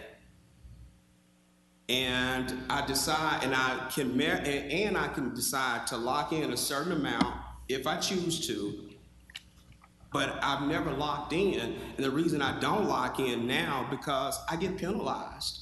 Because if I lock in and I don't buy X quantity, then the petroleum provider then charges me more. Okay. So it's advantageous for the city to continue to actually buy based on what the market bears. And we've still been buying fuel and diesel at $3. We've not purchased at $4 a gallon yet. Do you anticipate how long, I guess you don't know, everybody's watching the market? Yes, ma'am. Okay, gotcha. Okay. We're watching the market every day. I get reports every day, and we make that decision every day. Okay. Last question. In regards to Bass Pro, is it possible that that number would be more? Because if sales are generated there, you actually could collect more, but you're just basing that number on a previous year experience. Well, the number that I receive is just simply rent. So it's actually when the rent is received. So. But the rent is based on sales, correct? No, mine is just based on rent. The sales actually that goes to finance. That's another number that's received in a different division. Mine is just rent, solely rent. And so my number is rent alone, and then that money is actually redistributed to the deferred maintenance on that building. Okay, then why did the rent go down? It's when the money's received. So when the money is received, then that's when the money's booked. And so it hadn't been received within that time. And so that's just when we receive the money. So there's no need for us to acknowledge $1 million worth of rent if we didn't receive it within that fiscal year. That's confusing, but I'll talk to you about it later. Okay, thank you. Thank you for your information, but that was a little confusing. I don't understand. That confusion is going to continue because you essentially have my question. So are we saying, so it's a timing issue? How often do they pay? They don't pay it on a monthly, biannual, what? Oh. I'll say this. Okay. The division that receives the rent is not general services. Okay. So the rent, and I'll make sure that and Chief Ford can correct me if I'm wrong, HCD under the original agreement receives the rent. Okay. Then of course it is transmitted to Chief Ford. Okay. All right. So HCD under the original agreement receives the rent, and then of course, then it's transmitted over.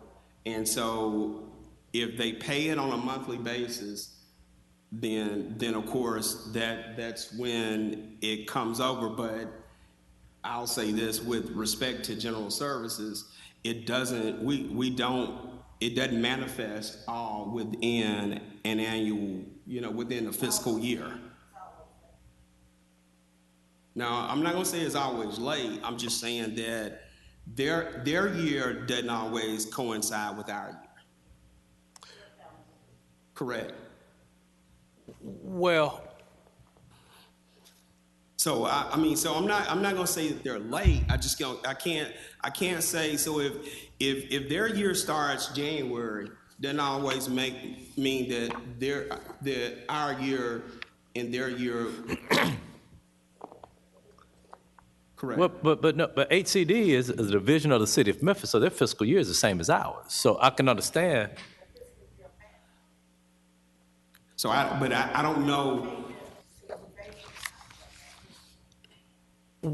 Okay, well, I see. I see. I can see how Bass Pro can be on a different fiscal year than ours, but I don't know any year that we've seen a decreased number. I'd have to go back and look at my books, but whenever, I guess what jumped off the page to you is that $500,000 less, and we're talking about the next 12 months. Maybe if we saw a $500,000 increase in this current fiscal year, we can see the two offset of the same amount. But what this looks like on the surface is that whether it's sales, whatever the criteria is there a built-in reduction in the rent that takes place over time? Maybe that's a question for HCD.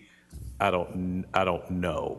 So allow me the opportunity to go back and check. The only thing that I can tell you is just from the receipts on our end, there's not that deposit. And so on our end, what we need to do is see that deposit. Now I can tell you this, it's been 7 years since that building has been open and operated as Bass Pro.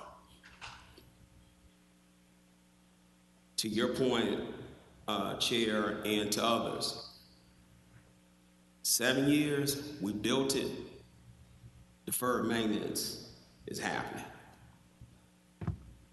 There's $1 million tag that's hit us now for a chiller that we need to replace.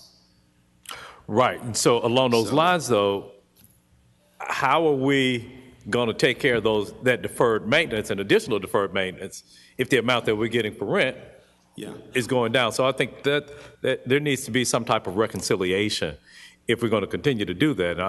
So I'm just curious about all of that. No, and I understand now that Chief Ford has already taken care of, and we're ready to take care of that. But to that end, I'm just saying, moving forward, I just know that from our, in general services budget, it just doesn't necessarily always hit. And so I think that that's where we are. But I feel comfortable with our finance team as far as making sure that that money is there when we need it. So where else does the deferred maintenance for the Bass Pro come from? From a contractual standpoint, it was built in from the rent. The rent takes care of the deferred maintenance. Okay, but with that response though, you see how when we look at a rent number going down, and we know that deferred maintenance costs are continuously going to be there, seems like we have less money in order to address some of those needs. I understand. Councilwoman Johnson.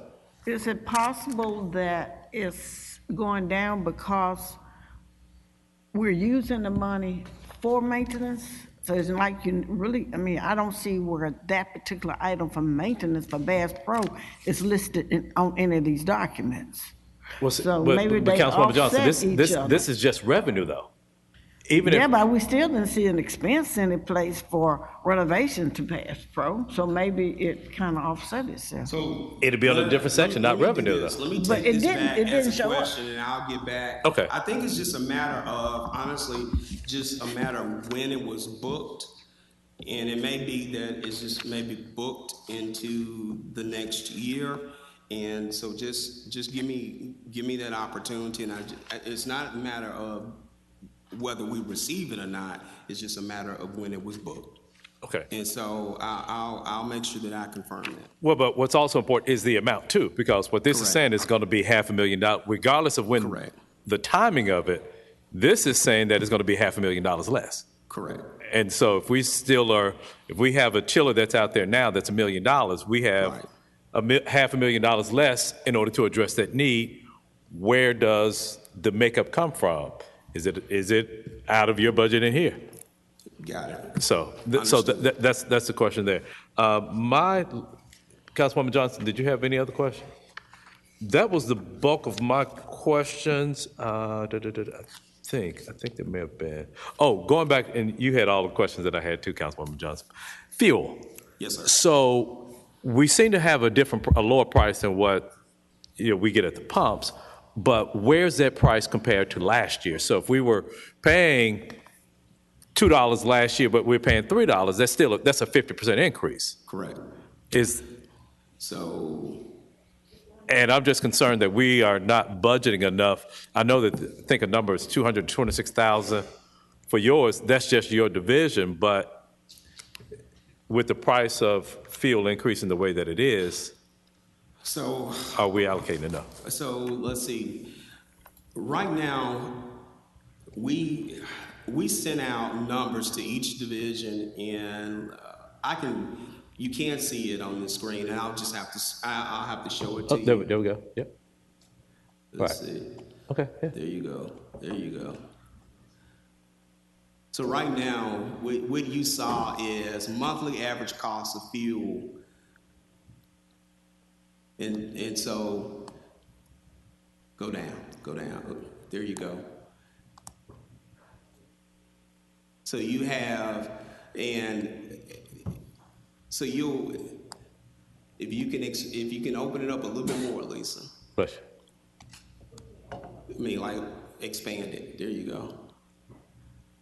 So those are our diesel prices from July 21.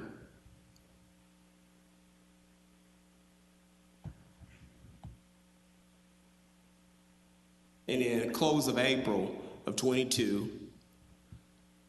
And then let's go down to unleaded.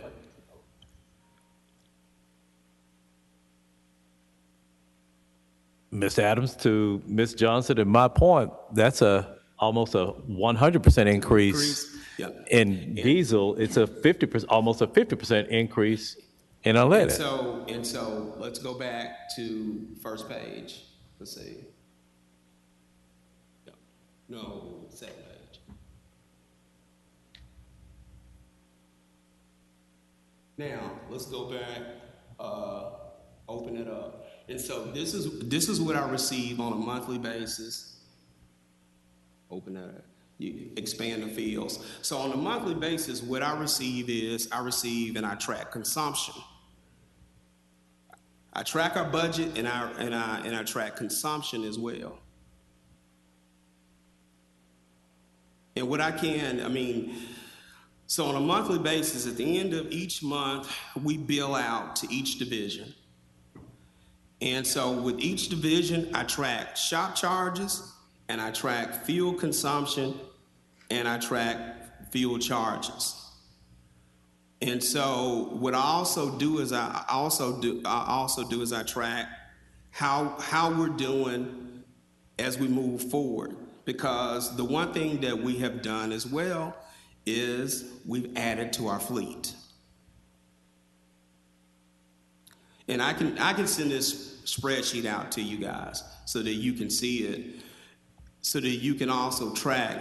And what we've noticed is, although we've added in certain instances with fleet so that we can get some notice of data, we've been pretty consistent.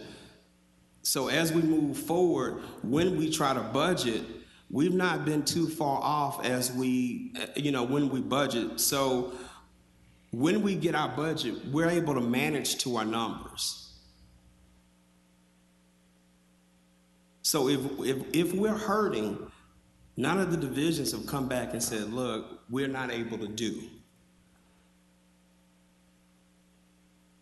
So to your point, I've not heard from the divisions. Now, I will say this much. We have now allocated and you've authorized the purchase of quite a few new take-home cars, which will now consume more fuel than we've consumed in the past. So we need to benchmark now and understand what that's going to mean, because that's going to be additional cars that we had in our fleet. And we may, I'm not saying that we will, but we may have to come back for a budget adjustment. But I think it would be unwise to start doing so now, because again, these are take-home cars. So that's something to consider. But at this particular point, when you look at those numbers, we've been in line, and fortunately, we've been able to purchase fuel, and it's been advantageous. So I get your point. It's just our ability to purchase has helped us. Right, but still, if we go back to that point, though, Ms. Adams, and I think our only attempt is trying to make sure that we're providing you all the resources you need to get the job done, period, point blank. However, we can't be, no one is immune. We are even immune. So we've seen a 50% increase and a 100% increase. We're just trying to make sure that your budget adequately reflects that. And over the next 12 years, we are taking it into account. And I don't know if I've seen it. I'm not comfortable, even with your response, I'm still not comfortable that we've adequately addressed this rise in fuel costs. And, maybe if we look at, let me ask this of Ms. Ford, and Councilwoman Logan and Councilman Warren, I do have you in the queue. But do we know, Ms. Ford, how fuel costs are trending and forecasts based upon what was budgeted for this year? This wouldn't just be your division, Mr. Adams. This is basically everybody. So I'm trying to see what that top line number is, how we are trending, taking into account the increase in fuel costs.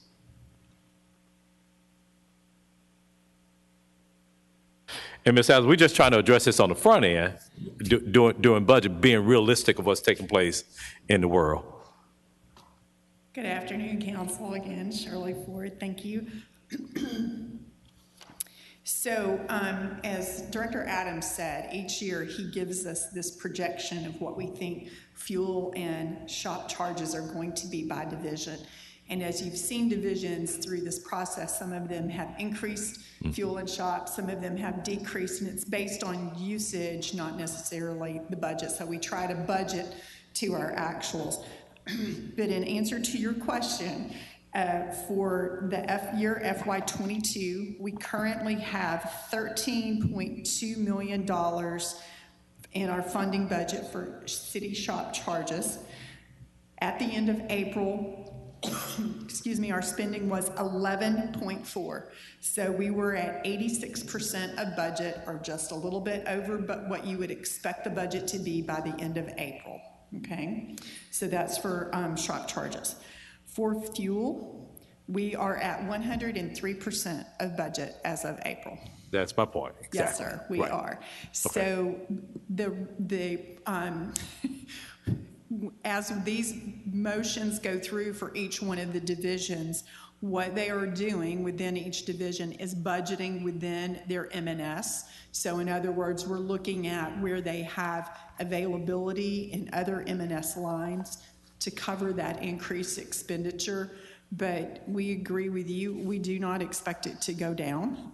And if you recall at the overview, excuse me, I think we upped fuel by 3 million. Was that right about 3 million, and shop charges right at 2 million. So we had increases across the divisions. I don't know how Mr. Adams managed to decrease his in his division. That looks a little suspect, doesn't it? I'm just kidding. But it is based on usage, and when he projects out for each year, we take those numbers and build them into the budget. But we do anticipate we are going to be pushing those two lines, fingers crossed, for the rest of May and June. Okay. Yes, sir. Thank you. And may I hate to do this to Director Adams, but I need to make a correction to the presentation that you have on slide 6. Those numbers are, in total, are accurate, but our category pieces are not exactly accurate. So we will give you a revised page. The totals are accurate, but the personnel services, if you're seeing them without the personnel recapture, for proposed FY23 are approximately 24 million. The materials and supplies are approximately 10.7 million. And your expense recovery down at that last line of 9, that is the correct number, but most of that expense recovery is in the personnel line, not the materials and supplies line. So we apologize for that oversight, but we'll get you a corrected slide. The totals are correct. It's just the allocation between the slides, and we'll get that corrected for you. Okay, and hopefully that'll be in our full budget books to the corrected. You will see that. Okay. So I noticed several times you said the full budget books. So you have all the divisions, and we have had some changes that we brought up as the divisions came in, and you have the general fund. So I'm assuming you want service centers. Is that what you think you're missing? Okay. Yes. I just wanted to make sure I was correct on that. Mm-hmm. Thank you, sir. Mm-hmm. Thanks.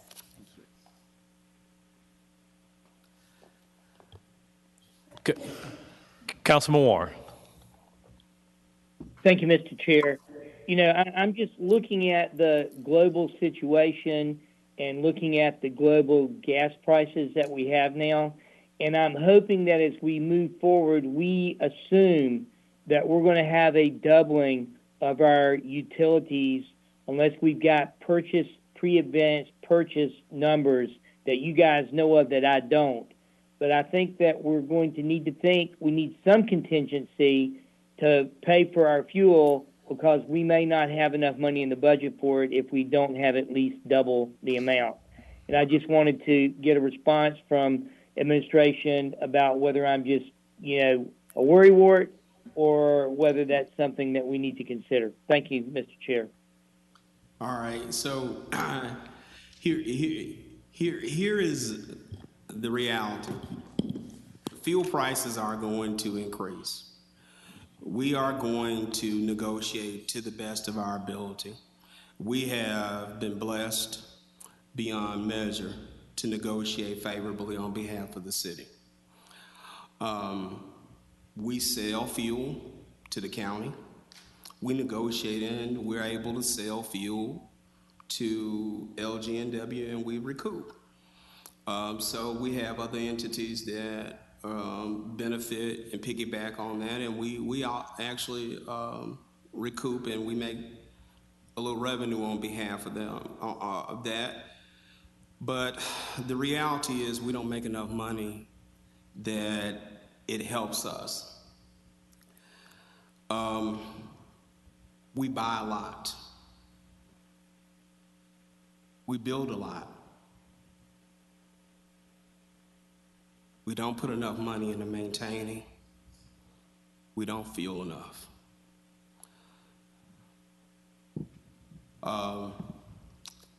Chief Ford identified the mechanism in which we do use to redistribute the dollars.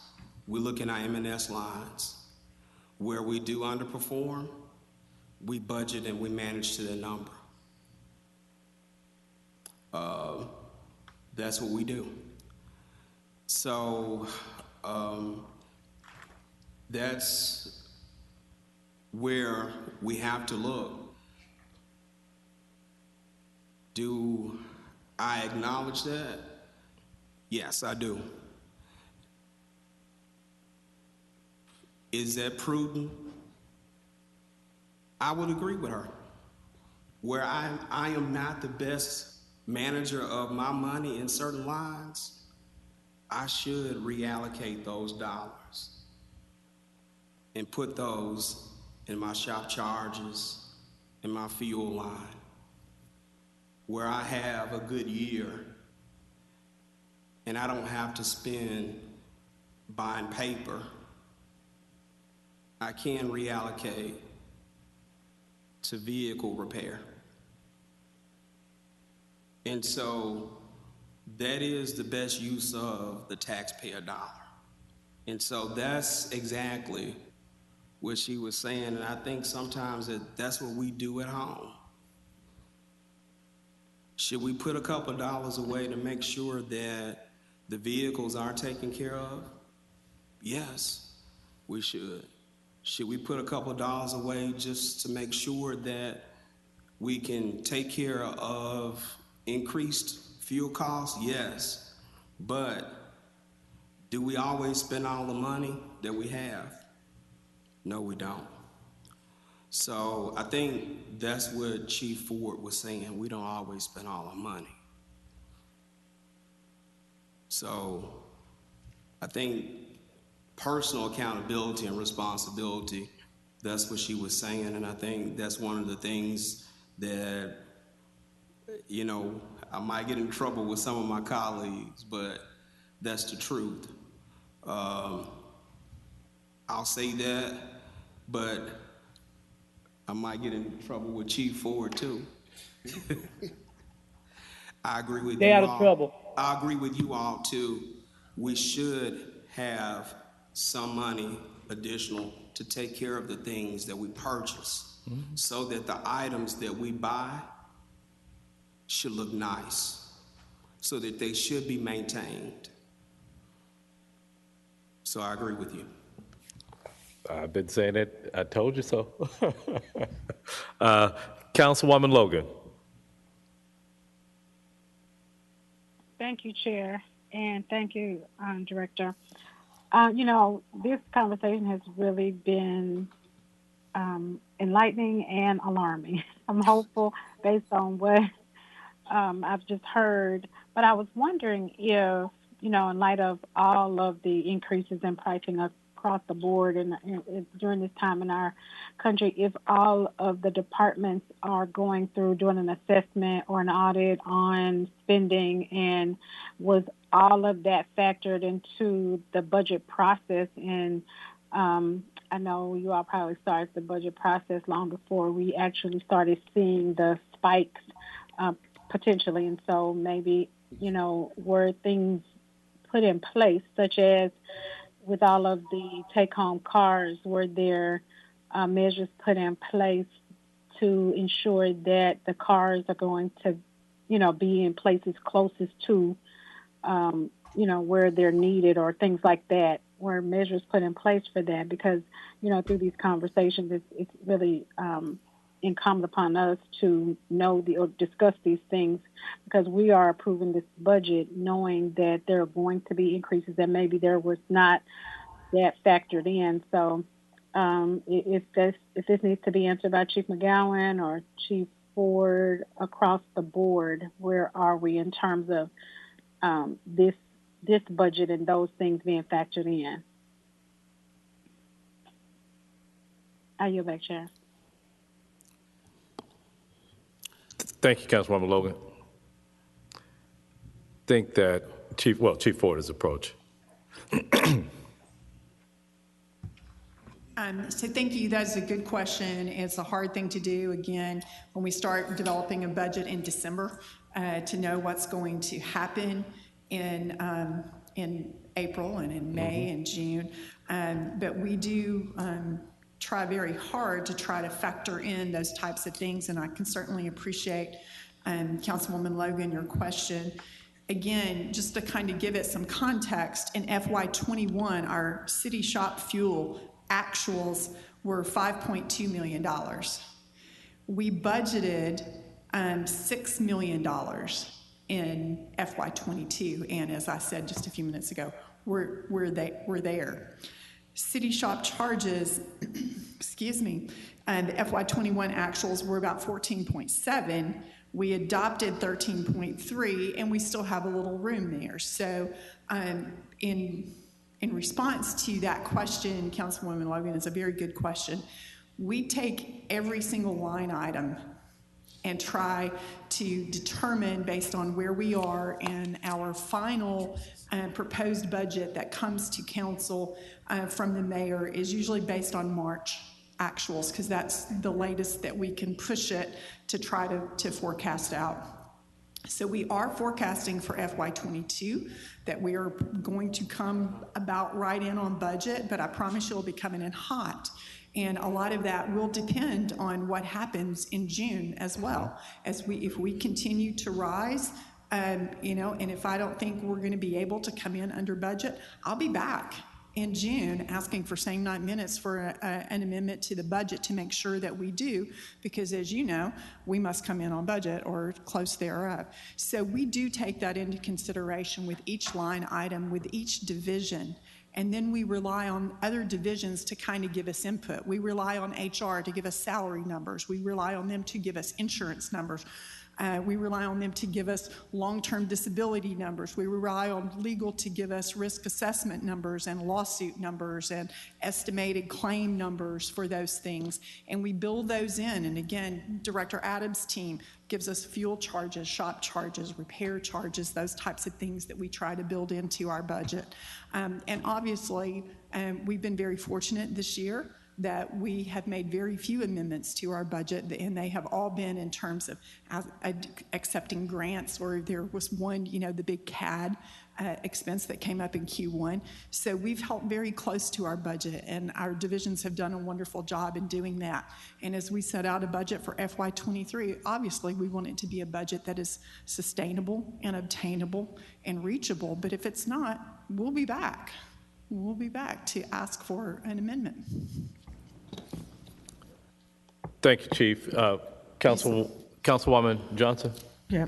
Chief Ford, thank you for that.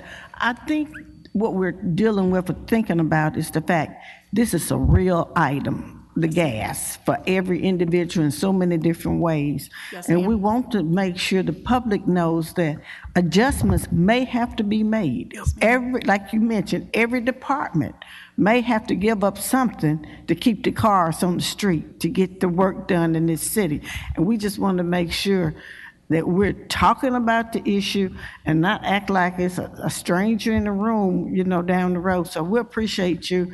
And I just, being prayerful that everybody in the city understands everybody's going to have to work together to get through this if these prices just continue to rise as they're anticipating. Thank you, Thank you. Councilwoman Johnson. And as Director Adams moves into his next fund, which is the Fleet Fund, just a kind of a reminder, the personnel for the Fleet Fund is maintained in his operating fund. So what you see in the Fleet Fund is true, actual M&S expenditures. But just like every other division, you've got to find the mechanic. And as we look to add, and Director Adams is absolutely right, as we move, we want to do the take-home car program. We have those cars in queue. And if we add, 600 automobiles to our fleet, we have to be able to take care of 600 more automobiles. And 600 more automobiles on the street means we're going to have increased costs. And we know that as we look into that, most of that, of those cars are coming into our FY22 year that will fold in. And our FY23 year. And as we fold in, we'll look at FY24. And we may have some very different numbers for those categories coming into FY24 for sure. Thank you. Thanks. Councilman Warren. Thank you, Mr. Chair. Is it appropriate to have a motion at this time to approve? I think, you ready? Okay, well, I think that, are you done with your presentation? I'll ask for a motion, Yeah, this is Councilman Warren. just for general fund. Okay. Okay.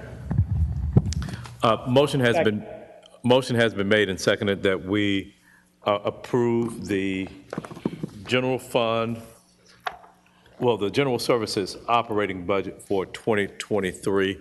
Before I call for the question, colleagues, I think I'm going to, just do a little bit more digging on this particular item, still keeping in mind that general services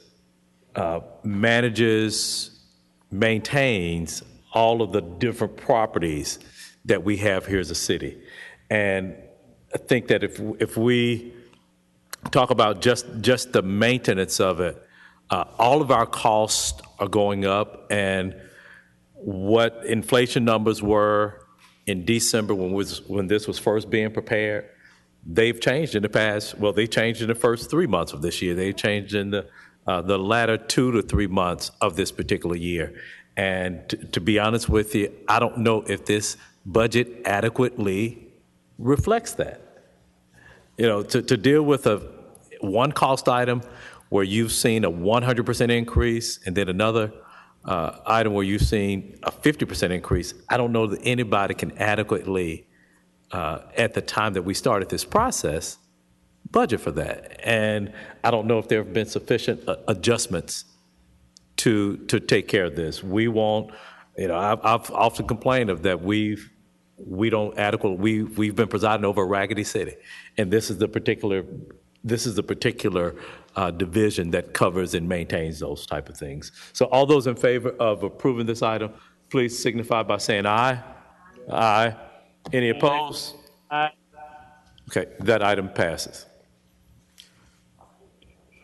All right, this is Antonio Adams, and I'm going to try to quickly go through the Fleet Fund, which is an internal service fund, and we talk robustly about fuel, and this is the service center, or really the legal level, that actually provides the fuel to the various divisions. So with that being said, I'll go into the second slide and kind of give you the org chart under there. So you have fleet services admin, you have the fuel, you have parts. What was that?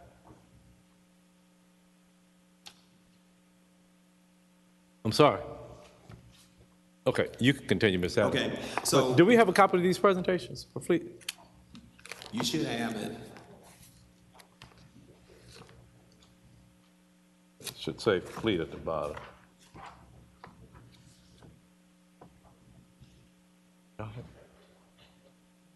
Well, what page are you on? The second page.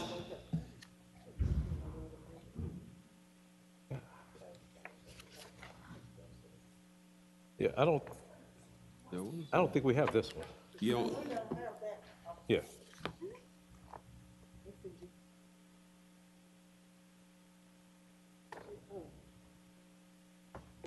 Oh, okay, okay. Do you have a copy of it, Ms. Johnson? No. Do we have? Yeah, fine, okay. Thank you, Ms. Owen. Good, Ms. Adams, you can continue. Sorry about that.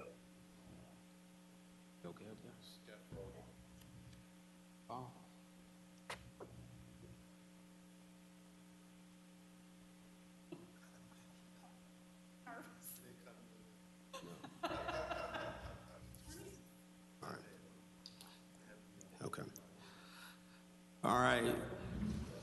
So, all right. Sorry about that. So let's start over. So the org chart, current org chart under fleet services, you have the fleet admin. Then, of course, you have fuel. You have parts. And then, of course, we have our light shop. Our light shop, under our light shops, these mechanics and they actually provide mechanic services for our police cars, any vehicle that's 1 ton and under. So those are trucks and our automobiles. And then, of course, our heavy shops are those that provide mechanic services for our solid waste trucks and those larger trucks. And then, of course, we have our fire shop mechanics that are located down on Adams. If I can point your attention to page 3, our budget overview, we have a overall decrease of $302,000. So that is a net decrease. Well, we're asking for an expenditure request of $29,092,230 and a revenue request of $92,230. What's significant about this internal service fund, of course, is it has to balance. A summary of the revenue, we are decreasing our shop charges, and this is going to be spread among the divisions of a net $264,000, and that is, of course, going to be spread because we are getting newer vehicles in our fleet. And then, of course, there is interest on investments. There's going to be a decrease of $60,000. Use of money in property, decrease about $12,000. And then contribution from fund balance, that's going to be an increase of $33,000. And if we can go to page 6, let's move to page 6. And this is just a bridge analysis from FY22 to FY23, and let's compare the adopted budget and the proposed. So, material supplies, you got $14,059,741. Capital outlay, $394,453. The inventory, $541,936. Then you got depreciation, $96,100, and then of course the contributed to fund balance. We're proposing 0 in FY23. So that is the difference in FY23. That's a proposed difference.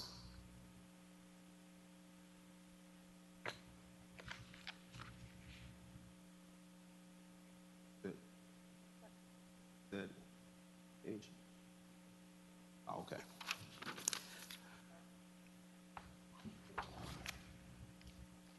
Let's go to page 8. Page 8 just summarizes what I explained, and it's just program comparative spending, which identifies the net decrease.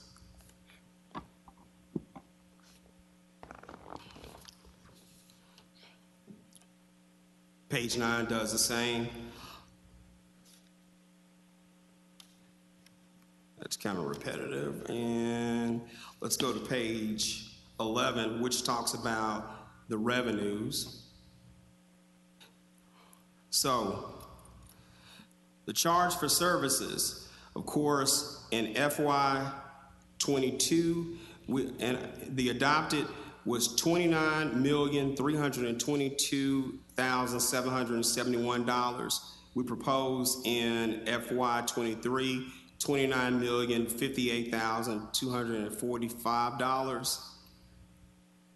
Of course, there's going to be the contribution from fund balance in FY23 at $33,985, which then brings this proposed budget in FY23 to, and this is revenue, $29,092,230 for a proposed budget request, as opposed to FY22 of $29,394,771.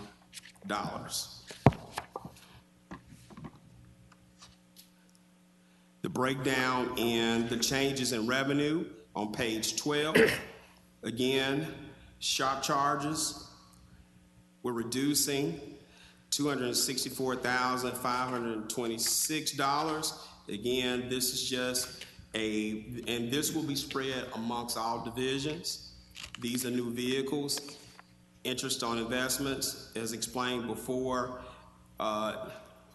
Net income, $12,000. And again, contributed from unassigned fund balance, and that's an increase, $33,985, which brings us a net decrease in revenue of $302,541.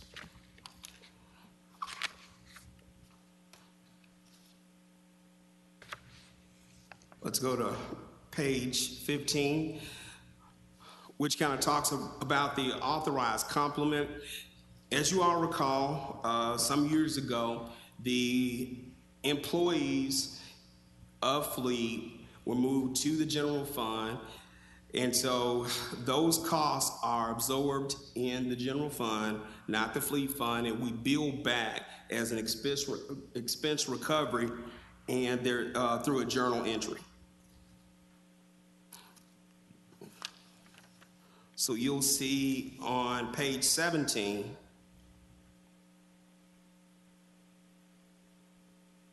most of those are billed back under miscellaneous professional services. That's 90% of that. That's 90% of our charges.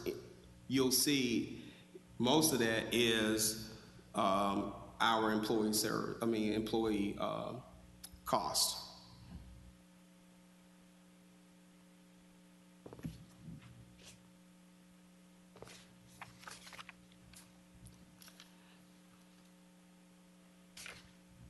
Then page 18 details $9 million of that is GS, general fund, expense recovery, and that's employee cost.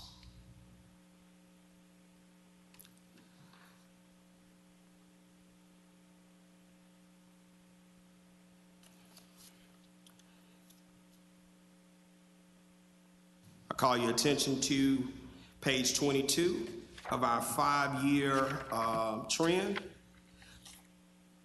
Let's go to total expenditures. Total expenditures, FY23, down at the bottom, $29,092,230. And then, of course, our total revenue request is $245. That gives us a net of $33,985, which will be contributed to the fund balance. And that's how we got that contribution to fund balance. I now open up for any questions. Councilwoman Johnson. Thank you, Chair. I need to go to page 18 for clarity, please. Yes, ma'am. Help me understand the general fund expense recovery. Expenses recovered from the fleet fund covering salary-related personnel. Give me an example. How does that operate? How does it work? I couldn't. I say, explain to me, how does that work when you are reimbursed for salary-related personnel costs? Kind of explain that to me. So some years ago, Yeah, I heard that. Okay. Some years ago, General Services, the fleet fund was running a deficit. And the fleet fund was running a deficit because of their pension art related expenses were not being billed back. Okay. And so the decision was made that the personnel cost for all fleet related expenses were to be put into the general fund. Okay. And then all fleet related expenses would then be billed back as a miscellaneous professional services charge to the fleet fund.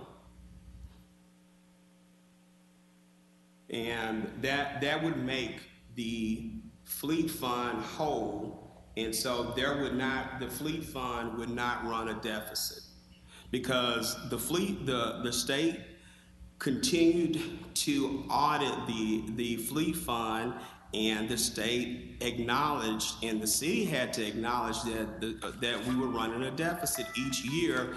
And so when we decided when we were able to acknowledge and drill down as to why, it was the pension art that was the problem. It wasn't the salaries, it was those pension related issues that were not being addressed. Question. And so, and I will say this, so during this year's budget discussions, one of the subjects that Chief Ford looked over to me and she said, "We ever thought about just moving fleet to the general fund?" And I said, "Well, we've talked about that in the past, but I just think that maybe this is too short of a period of time to move the entire operation to the general fund. Maybe we should spend some time and really, really deliberate that and do so over the course of next fiscal year and make this a presentation." But we did talk about that, so.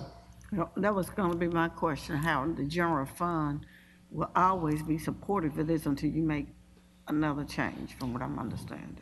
Well, there are a lot of considerations that would have to be, that we would really have to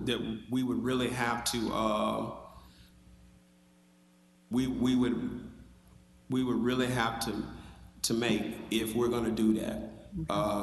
We would have to look at how we are going to manage, how we operate, and how we manage our fleet. So you wouldn't get back in the same situation you started in? Without Definitely. adequate funding going to the pension program? Definitely, because the one thing that we would need to do is, I'll just say this, we would have to, if we're going to make this as a part of the general fund, there are a lot of in-house cleanup that we're going to have to do within general services, honestly, but then we would have to do a lot of cleanup as far as managing in the divisions as well, because there are a lot of questions that you asked during CIP as far as, you know, auditing and things of that nature, which finance does and we do, but then we would have to take over and manage the fleet. Okay. Thank you, Chair. Thank you. I have a question, Ms. Adams, and this might be Chief Ford question. What's the revenue source for this fund? The revenue source is shop charges. Okay. So I was just going to say, and I wondered if you realized that. So as we've talked about the shop charges and fuel on each division, that's how the fleet fund gets its revenue. This is an internal service fund. It's very much like our unemployment and our healthcare insurance fund. This is a fund that services us internally. And so when Director Adams mentioned that several years ago, we had to remove the personnel, and that was a decision by our auditors and supported by GFOA, because as an internal service fund, it was carrying, as he said, personnel costs, insurance, you know, all of those types of things that kind of diluted what you were really trying to exhibit with the service fund, and that is the actual cost of servicing the fleet of the city, whether it's public works dump trucks, solid waste, big trucks, or police cars. So one of the reasons that it's still that it's remained in the general fund is so that each division can see reflective of what it cost them to maintain fleet that services their division. So the revenue, if you increase the, if you increase the fuel cost, it'll increase that on the general fund side to all of those divisions, but it increases the revenue on the fleet fund side to offset those expenditures. So really this fund, when you look at it, it has the exact same amount of revenue coming in as it should have expenses going out. If there are any differences, as Director Adams said, you might have a slight either a use of fund balance or a contribution to fund balance, but you can't be in a negative fund balance situation. It has to either be zero or positive. Okay. Does that make sense? Yeah, no, it does. It's helpful, but yeah, I'm still thinking about, are we adequately accounting for increased costs, even though we're passing it on? Are we increasing those internal costs at what I would consider just a true rate? You know, we are facing an inflationary period that we haven't in 40 years. And so as I look at, and I'm looking at page 22, fuel inventory line item, what we've been talking about. So this is at this point, this is the part that we pay for that inventory. So I still would go back to, if we're projecting that this year that we'll, the funding amount being 9.3 million, but we are saying for this current year, we're at 8.9, knowing that we probably will have higher costs. Why do we have this 9 in here instead of 10? So the 9.3 in the funding budget, obviously, was established last year. This number is a little bit different. It looks like they are pulling an actual May, or at least what they have in fuel cost May to date. As of the end of April, it is the same number. It was 8.7 million. So there's only in your fuel inventory about another $1 million. Does that look right to you? So right here, fuel inventory.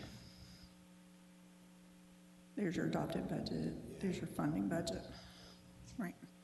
So we're right at, excuse me. Right. So for the fuel inventory, we did have an adopted budget at 8.89. That funding budget looks like it has changed a little bit. It's gone up to 9.3, and year to date we're at 8.7. So we're still right there. But you remember now, you gave me a figure to basically say, we are 103%. Are we still talking about that same number? So that's in the fuel, that's in the expense side on the general fund. Okay. In your inventory over in fleet, you still have a little bit of capacity. Okay, so if we're at 9 million divided by 12 months, so 9. So that's $750,000 a month. So if we are talking about, and I'm assuming that the figure that you gave me was as of April. Yes, sir. So Yes, it is. I guess it's logical that we could spend another $1.5 million for May and June of this fiscal year, taking us to over 10. Yes, so Director Adams is looking at his May, and it looks like in May, we've already expended another $802,000 from the fuel inventory. So it's pulling from that inventory. Right. Okay. And we haven't even finished May yet. And we haven't finished May yet. Okay. We still have a couple days Yeah. left. Yes, we do.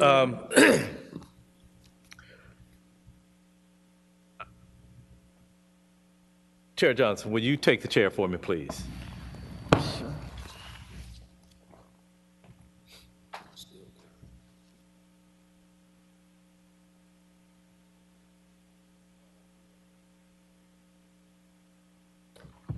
Chairman Jones, you're recognized. Thank you, Madam Chair. I would like to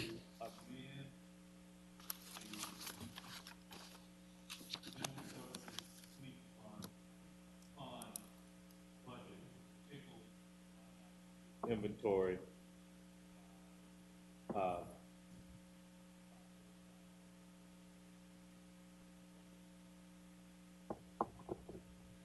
Is that a motion? Yes. Can I get a second? Anybody listening? Can I get a second for his motion to? I'm listening, Madam Chair, but I couldn't hear the motion. I'll second it. The motion is to increase the field inventory line item by $1 million.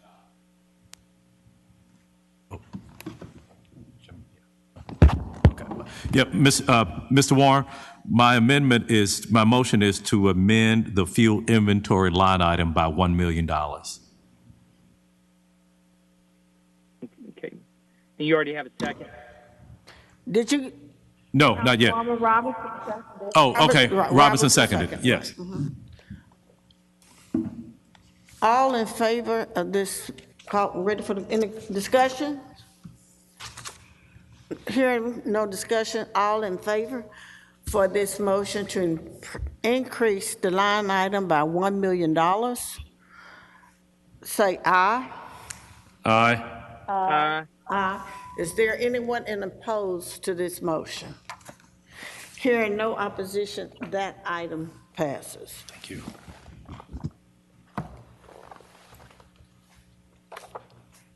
Thank you, Vice Chair Johnson. Thank you. Good.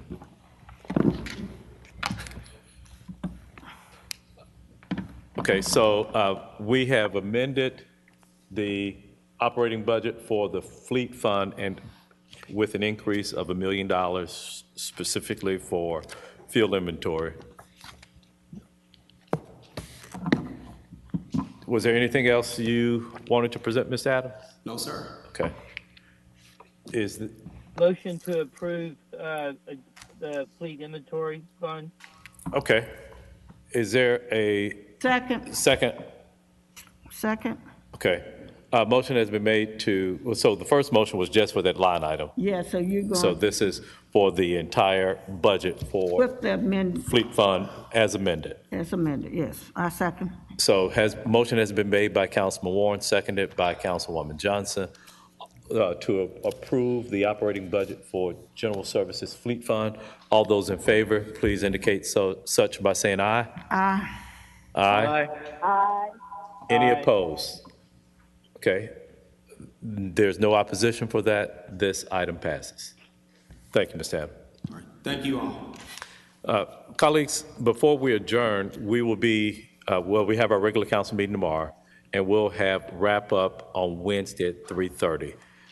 Then after that, our next meeting will be on Wednesday, June 1st, where we will hear the 800 initiative and then begin the hearings on the council grants. So that'll take place Wednesday and Thursday of the following week. Yes, ma'am.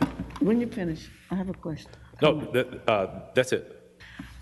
Has the various nonprofit groups that have been approved list been established? Yes. Where is that? You should, it was emailed to you last week. I didn't, is it out there? Okay, I'll look at that then. Thank you. Yeah, okay. And so, colleagues, I want to remind everybody so check your email for those lists, and if you would submit your 5 organizations that you have recommendations, those are for the hearings. Okay. So if there are any, if there are organizations that we've already heard from, we don't have to do those, but if there are 5 new organizations that you'd like to hear from, I would ask that you send those to Ms. Owens. Okay? Oh, by the end of day tomorrow. By the end of day tomorrow. Yep. So, is there any other business to come before this council?